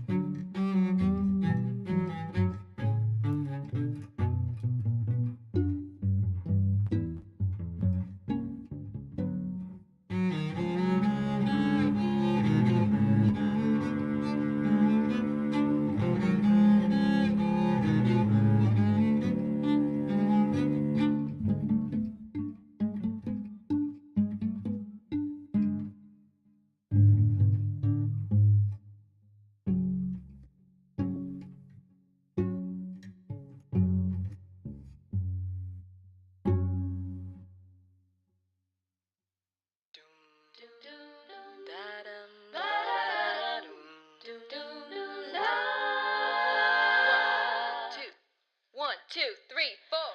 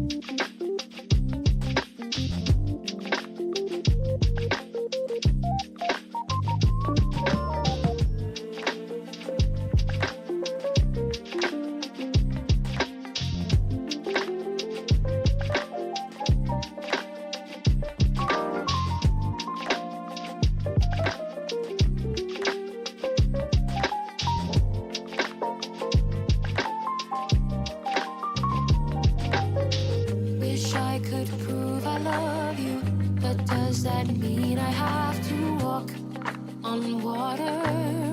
When we are older, you'll understand it's enough when I say so. And maybe some things are that simple. You walk away, you don't hear me say, please. Oh, baby, don't go. Simple and clean is the way that you're making me feel tonight. It's hard to let it go. When you walk away, you don't hear me say, please. Oh,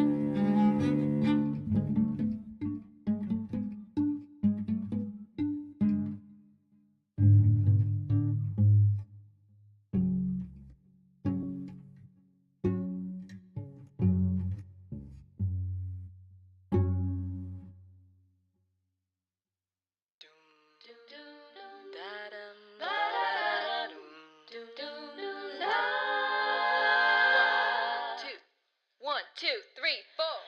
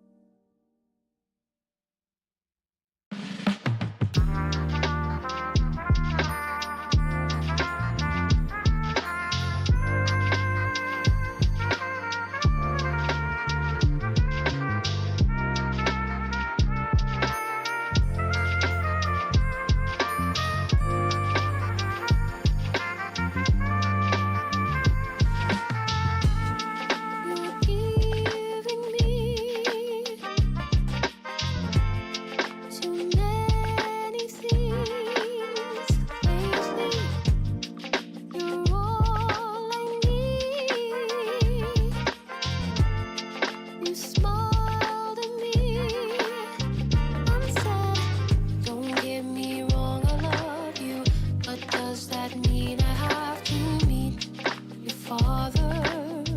When we are older, you'll understand what I meant when I said no. I don't think life is quite that simple. You walk away, you don't hear me say, please, oh baby, don't go. Simple and clean is the way that you're making me feel tonight. It's hard to let it go.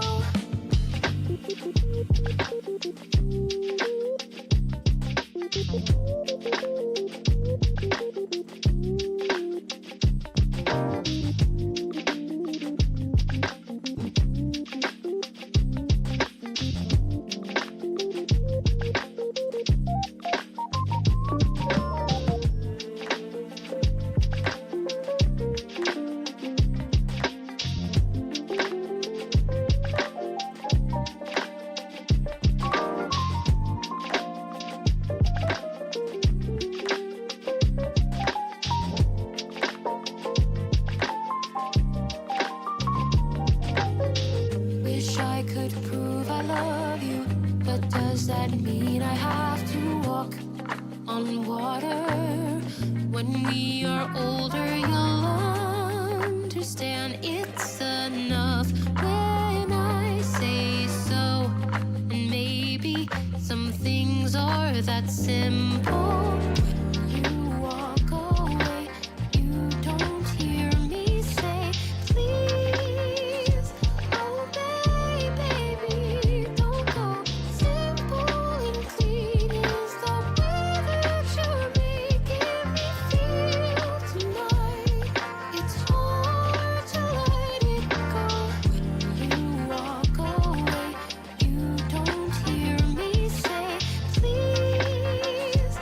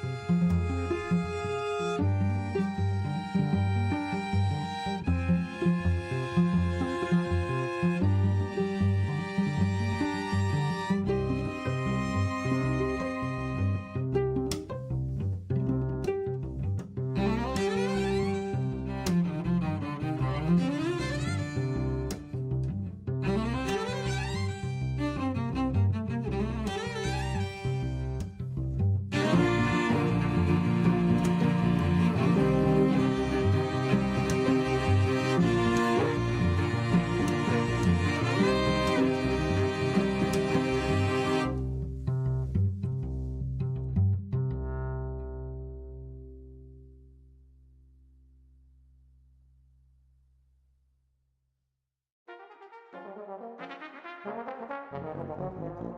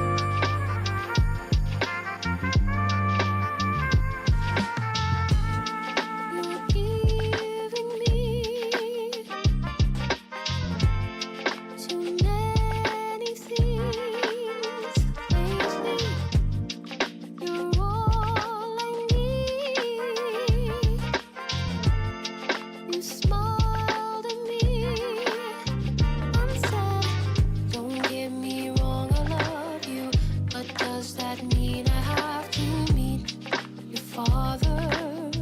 When we are older, you'll understand what I meant when I said no. I don't think life is quite that simple. You walk away, you don't hear me say, please. Oh, baby, don't go. Simple and clean is the way that you're making me feel tonight. It's hard to let it go.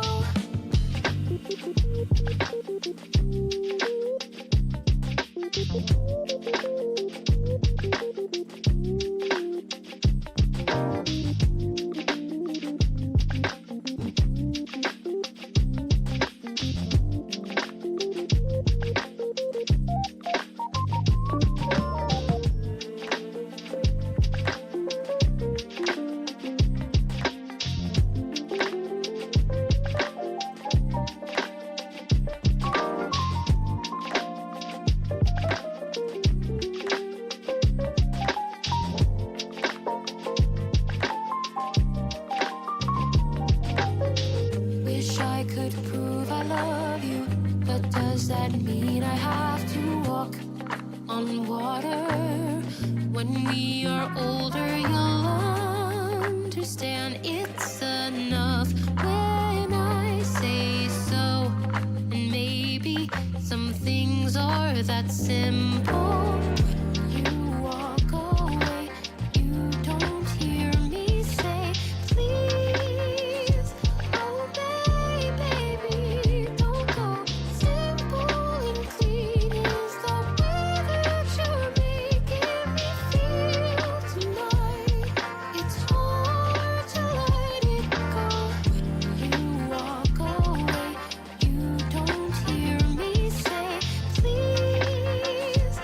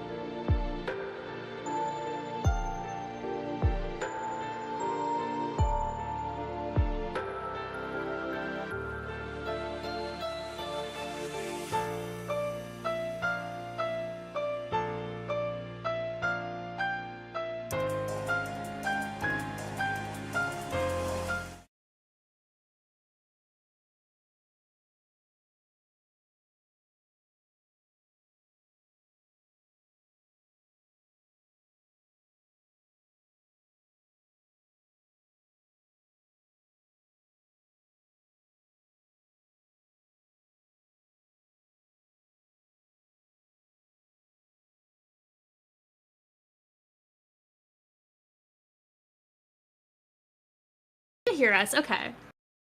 No, can't? Well, now I'm confused. No can. Wait, okay, no can hear it. Okay. Hello, everyone. Happy March. Happy Caprice. We're here.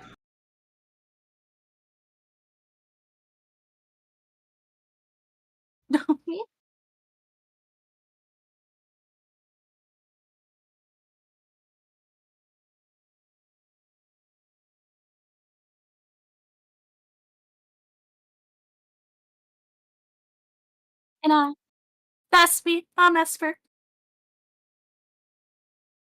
Oh, oh no. Oh no.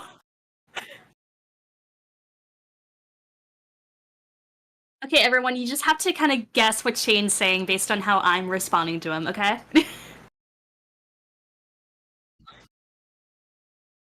Whoa! I can't believe you would say that live on Twitch. What the heck? Info capture. My microphone blue snowball. Okay. Okay. Yes. There we go. There we go. Yeah! Hello. For the third time for me. Hi, everyone. Welcome to the first annual, longest running, shortest running, March Caprice recap. Woo! I hope everybody has been enjoying the festivities. We're gonna go bye. Okay, and then I'm gonna drag us down to the top of us. Okay, there we are. We're gonna be little children on top of the storybook. Wee. Has everybody been enjoying the festivities? I hope you have. All right. I hope they have too. I We've decided they have. You know what? I think I will decide for the chat as well. I think they've been having the best March Caprice so far. I think so far this is the best March Caprice in 5 years. And just think, tomorrow is going to be the best March Caprice has ever been in 5 years, and one day. I would be willing to take that bet. I think so. But given how chat is popping off, I think they're agreeing with us. So, let's give ourselves a little March Caprice recap. Wee. I think our introductions were off mic, so I'm going to reintroduce myself as Cheney, one of the minds behind March Caprice, along with Esper, one of the art not minds of March Caprice. I don't know, like hands? I don't know. Hands, minds. Yeah. If we're actually going by things, mind is gone.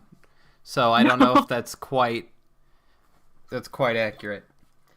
So let's chat about what March Caprice has been happening for the past since 2 p.m. today.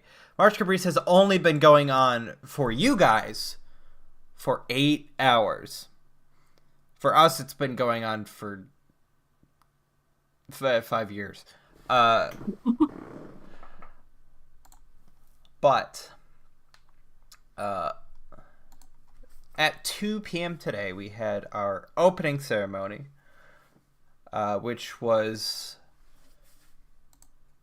a little video that it was a lot. There was some Cinderella references. There was somebody get Chain a coffee. I literally just woke up about 10 minutes ago, so I would love a coffee.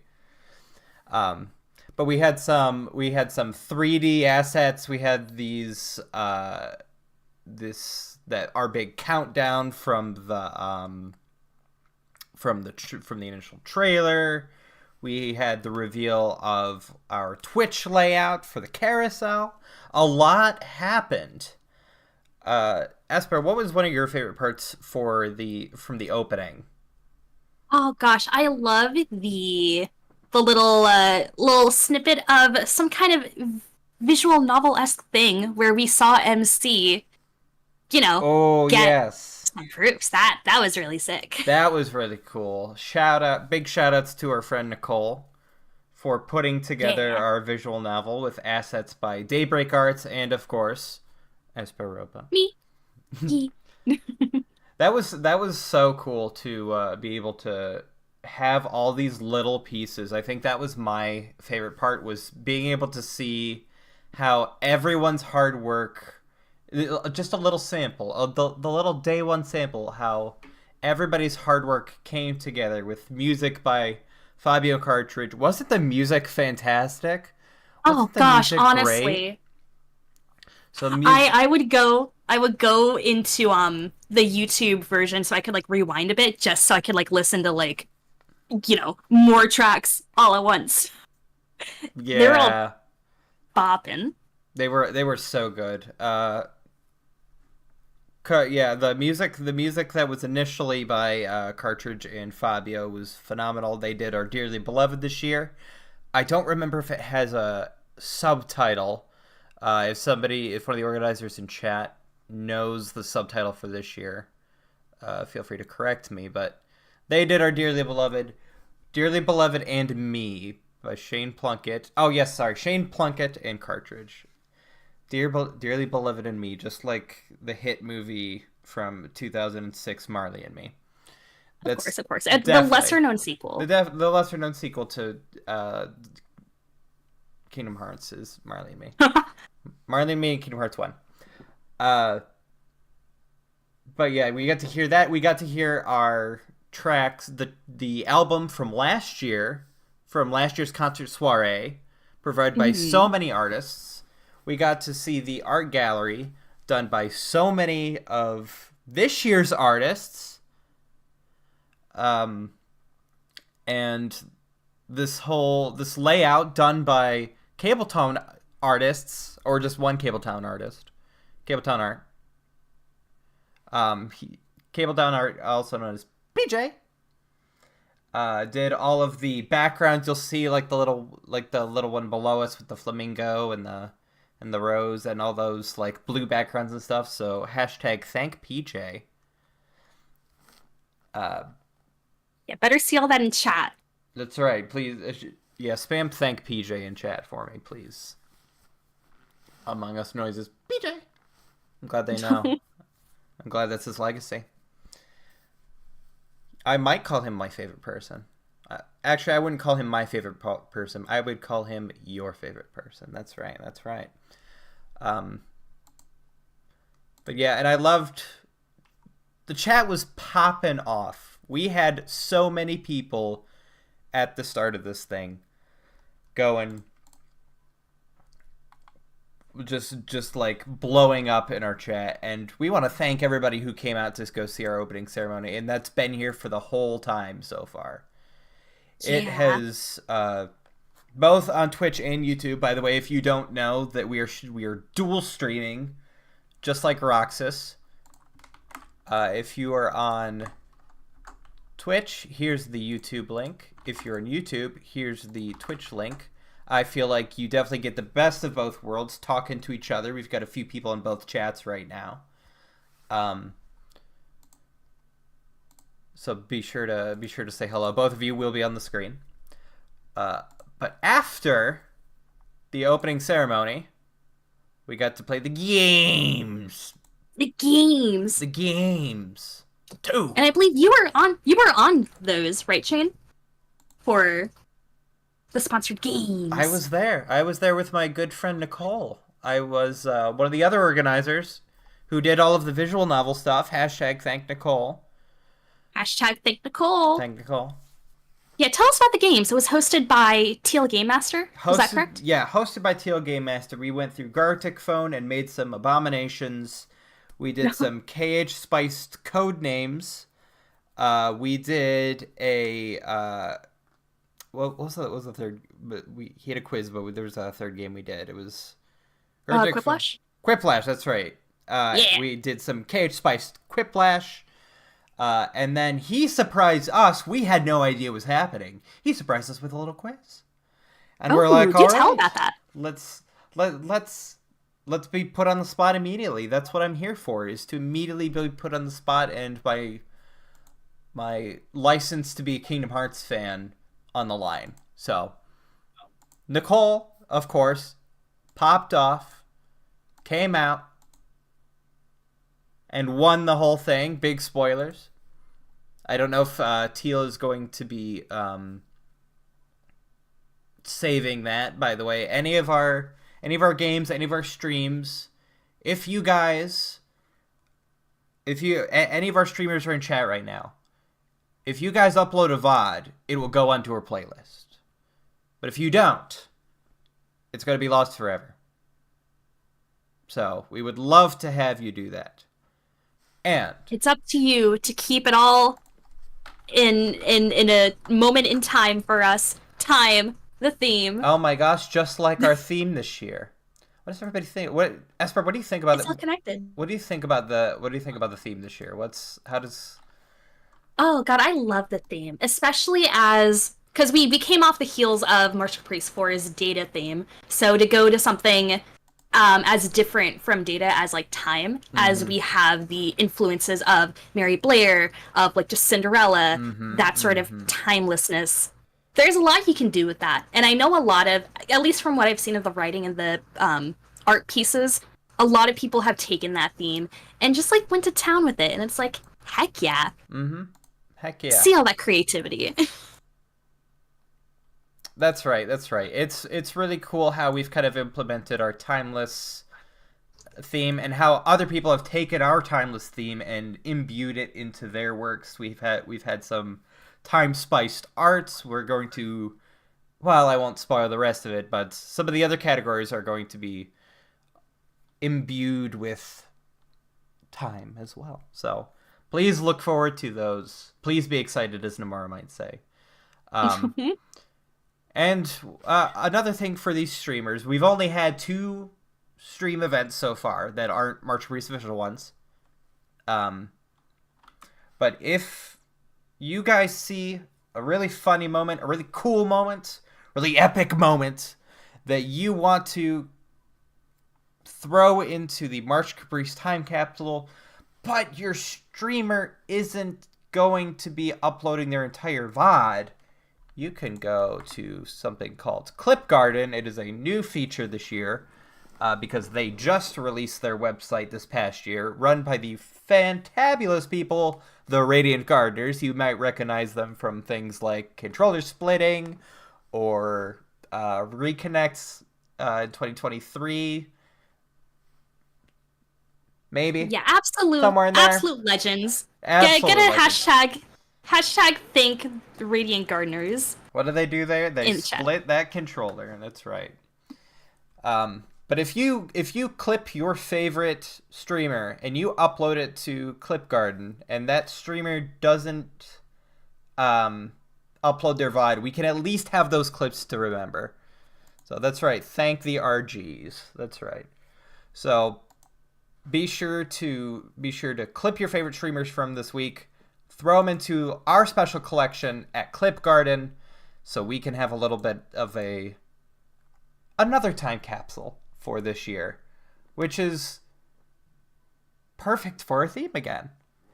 It all comes together. It all circles back in on each other. That's right. I'm going to actually pin that to Twitch chat. I don't think YouTube has a pin function, but it is thrown into the YouTube chat. It does. Well, let's see.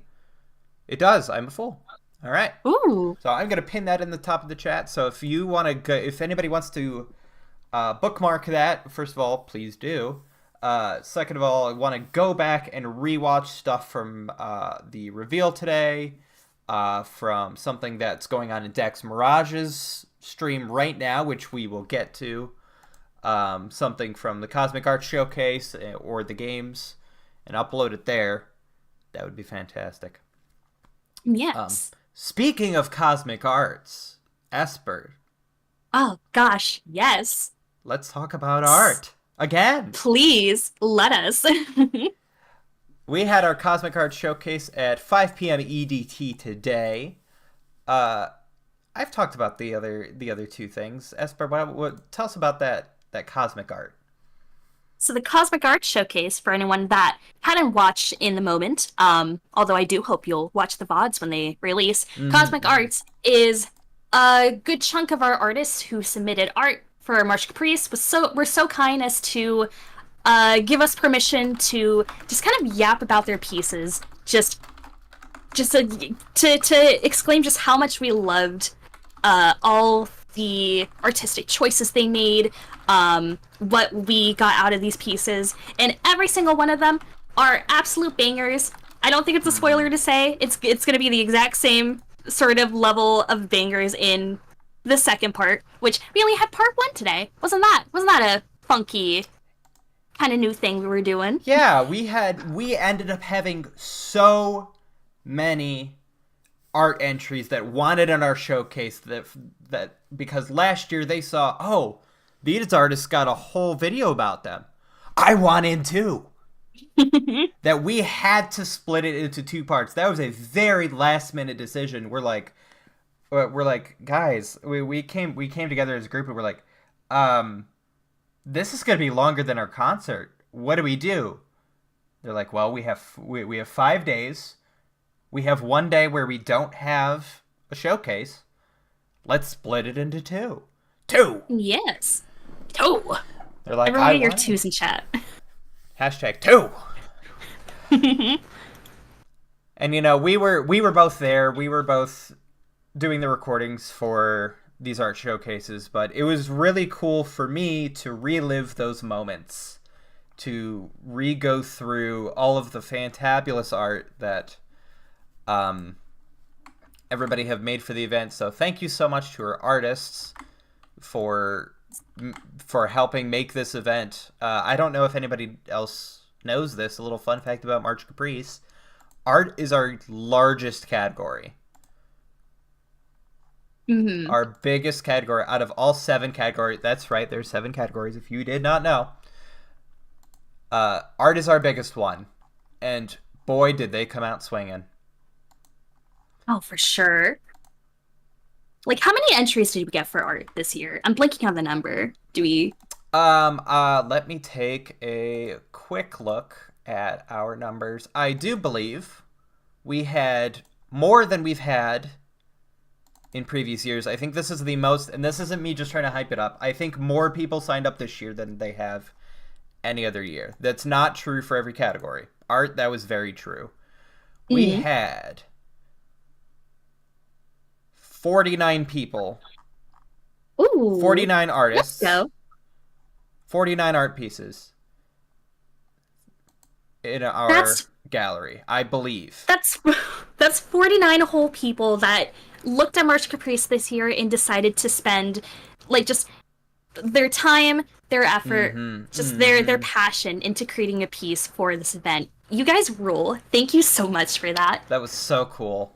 And of course, if you missed things, we will be uploading at a much later date. We will be uploading a spicier version that's got a little bit more pretties to our artist showcase, our Cosmic Arts showcase, to our YouTube channel, to our YouTube playlist. So you can, for now, view it in our Twitch VODs, but it will be going up on YouTube at a later date. So please look forward to that. Please do. And if you don't want to wait, if you're like, I want to view the art myself, there are a few people that weren't able to get into our showcase, but we have a few more artists on top of all of our cosplayers, all of our merch people, and all of our writing, which you will be blown away by if you have not heard it yet. You can view all of that in our Artists Alley.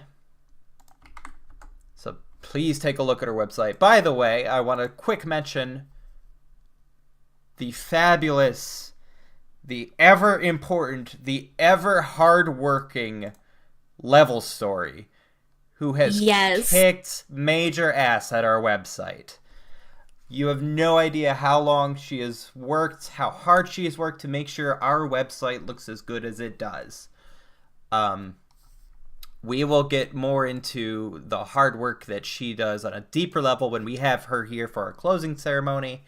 And I believe she will be in on the recap as well at a later date. Hashtag thank Level Story. That's right. But our website looks fabulous. It runs fabulous. We've had to. I don't want to say strangle. We've had to. I don't want to say harass, but we've had to bother some people. We had to bother a few people to get our website working the way it does. And they don't want to be cooperative. They're not showing the March Caprice spirit, but Level Story made it work anyway. So, hashtag thank Level Story. But after our Cosmic Art Showcase, we went over to Dax Mirage, who is doing... Yes. Currently running. He will be there until 6:30. Our March Caprice official event will be ending at midnight because we will turn into various woodland creatures, pumpkins, horses, what name you. It began at midnight, so we will have to end for the day. But if you still want to enjoy the festivities all night long, he will be going for another 6.5 hours or so. Dax Mirage is doing the world's worst Kingdom Hearts speedrun. And that's not me insulting. That's his own words. He is currently going into, I believe he is in Olympus where he last left off. And he's already out. Never mind, he's going back. Go. Never mind, he's not going back. I'm watching his stream live and he's like selecting it and he came off of it and he went back on it. I don't know where he's going. Oh, he's going to Agrabah. Okay. He's zooming all around. Already going to Agrabah. Let's go. Already going to Agrabah. And he has been... I know it's called a speed run. But to be doing this until 6:30 in the morning... Like, good on you, bud. That's not an easy feat. And so far, he seems to be on a world record pace for the world's worst Kingdom Hearts speedrun. I think he goes uncontested in that category, and he's going to show us how it's done. So, thank you, Dex Mirage, for showing us how to do the world's worst Kingdom Hearts speedrun. But we're obviously going to end in a few minutes here. But what... March Caprice isn't done. We're not done. No. We don't only have one day. Well, how many more days do we have, Jane? We have 2, 3, 4, not 5, 6. Wait, I can't count that high. Hold on. That's it. You need more fingers. I'll trust your word, though. You need more fingers. You're right. We will be partying through March Caprice events until Sunday at midnight. Sunday night. Where we will be ending with our concert this year. I'm struggling here, Chain. That's okay. I'll count for you. Esper's holding her hand out. I've got one finger out. We made it work. 6 more days of marchy goodness. Woo! Let's go. So tomorrow, let's just talk about tomorrow. There's so much going on. Let's just look at what's ahead for tomorrow. At 9 a.m. tomorrow. You know what? Yes. Do you have the schedule in front of you? I do. I come prepared. All right. Good for you. I also happen to come prepared. Go ahead and take it away, Esper. Well, tomorrow we have at 9 a.m. EDT, we have CG Death itself, who's going to be playing Melody of Memories on performance mode. And that will be going on, I believe, for 2.5 hours, if I'm reading this right. And then at 11:30, we'll have Streamer Diaries and the Cosplay Catwalk. Why don't you tell us what those are about, Shane? Well, the Streamer Diary is a remixed version of our Streamer Report from last year, hosted by the Spaghetti Bros. The Super Spaghetti Bros, if you may. Or if you mayn't. Of course. I will tell you to call them the Super Spaghetti Bros because they were super indeed. This year, they are hosted by none other than Land's The Master. And he is going to be interviewing some of our streamers throughout the week. Tomorrow, Otter Smoothie takes the mantle during the Streamer Diary. And he tells us a little bit about himself and his journey. Oh, actually, sorry. Give me 1 second. Streamers. I should have looked before I opened my mouth. Where are the streamers? There they are. Otter Smoothie. Yes, him. Okay. Whew, I almost misspoke. Himself and his journey. He's also going to be streaming at 3 o'clock. But before then, we also have our cosplay catwalk, which has been lovingly organized by #ThankViolet. Our friend Violet Unverse has been wrangling those cosplayers and getting them out of that con crunch mentality, and has given us a fantabulous lineup of cosplayers for this year. Another category which we've had more cosplayers this year than any other year thus far. So please look forward to that. The Streamer Diary and Cosplay Catwalk will start at 11:30 a.m. EDT. Following that, we will hand it over to Otter Smoothie, who will be streaming at 3 p.m. And what are you doing, Otter? Tell us what Otter Smoothie is doing. Well, Otter Smoothie is doing Kingdom Hearts CNET, a board game stream with 4 participants. Be answering trivia, coming up with ideas, putting your Kingdom Hearts love to the test. That'll be fun. Mm-hmm. And then we will Sorry, go ahead. Oh, sorry. Okay, yeah, I'll take it from here. Go for it. Yeah, you got it. And then at 3:30, we have G-Meister, who's going to be streaming the legend G himself. He's going to be streaming KH3 Crit Level 1 data fights. We're going to see if he can pop off on that. I believe in him. Mm-hmm. The G guarantee. That's right, the G guarantee indeed. The guarantee. The guarantee. Following that, we will have Melody of another sponsored game with a returning favorite, Andy Brew, with a returning favorite game, Melody of Madness. He's going to test your Kingdom Hearts knowledge and to see if you know the Kingdom Hearts music as well as you know the rest of the game. So stay tuned for that. And rounding it off, it's going to be Fulsy Fantasy 15, a good friend of mine, going to be playing Birth by Sleep for the very first time. So please be courteous and not spoil the game for him during his stream. And that will be happening at 7 p.m. EDT. And then, of course, we'll be back here. I have decided to fire Esper for the evening and replacing her with our friend Nicole, who will be joining us at 11:30 p.m. for another March Caprice recap. Woo! Sounds like y'all are excited in chat. Well, I better let you all get to bed and get some rest, because tomorrow at 9 a.m. is when the festivities restart. Esper, anything else to say before we officially turn into pumpkins? I'm already starting to turn. I no longer have legs, they are vines. Oh god, I lost a hand. I can't count to 6 anymore. Oh god. Oh honey, you couldn't count to 6 to begin with, but it's getting worse. No. It's getting worse. All right. We better leave it. Goodbye, friends. We will see you tomorrow. Farewell. Happy March Caprice. Happy March Caprice.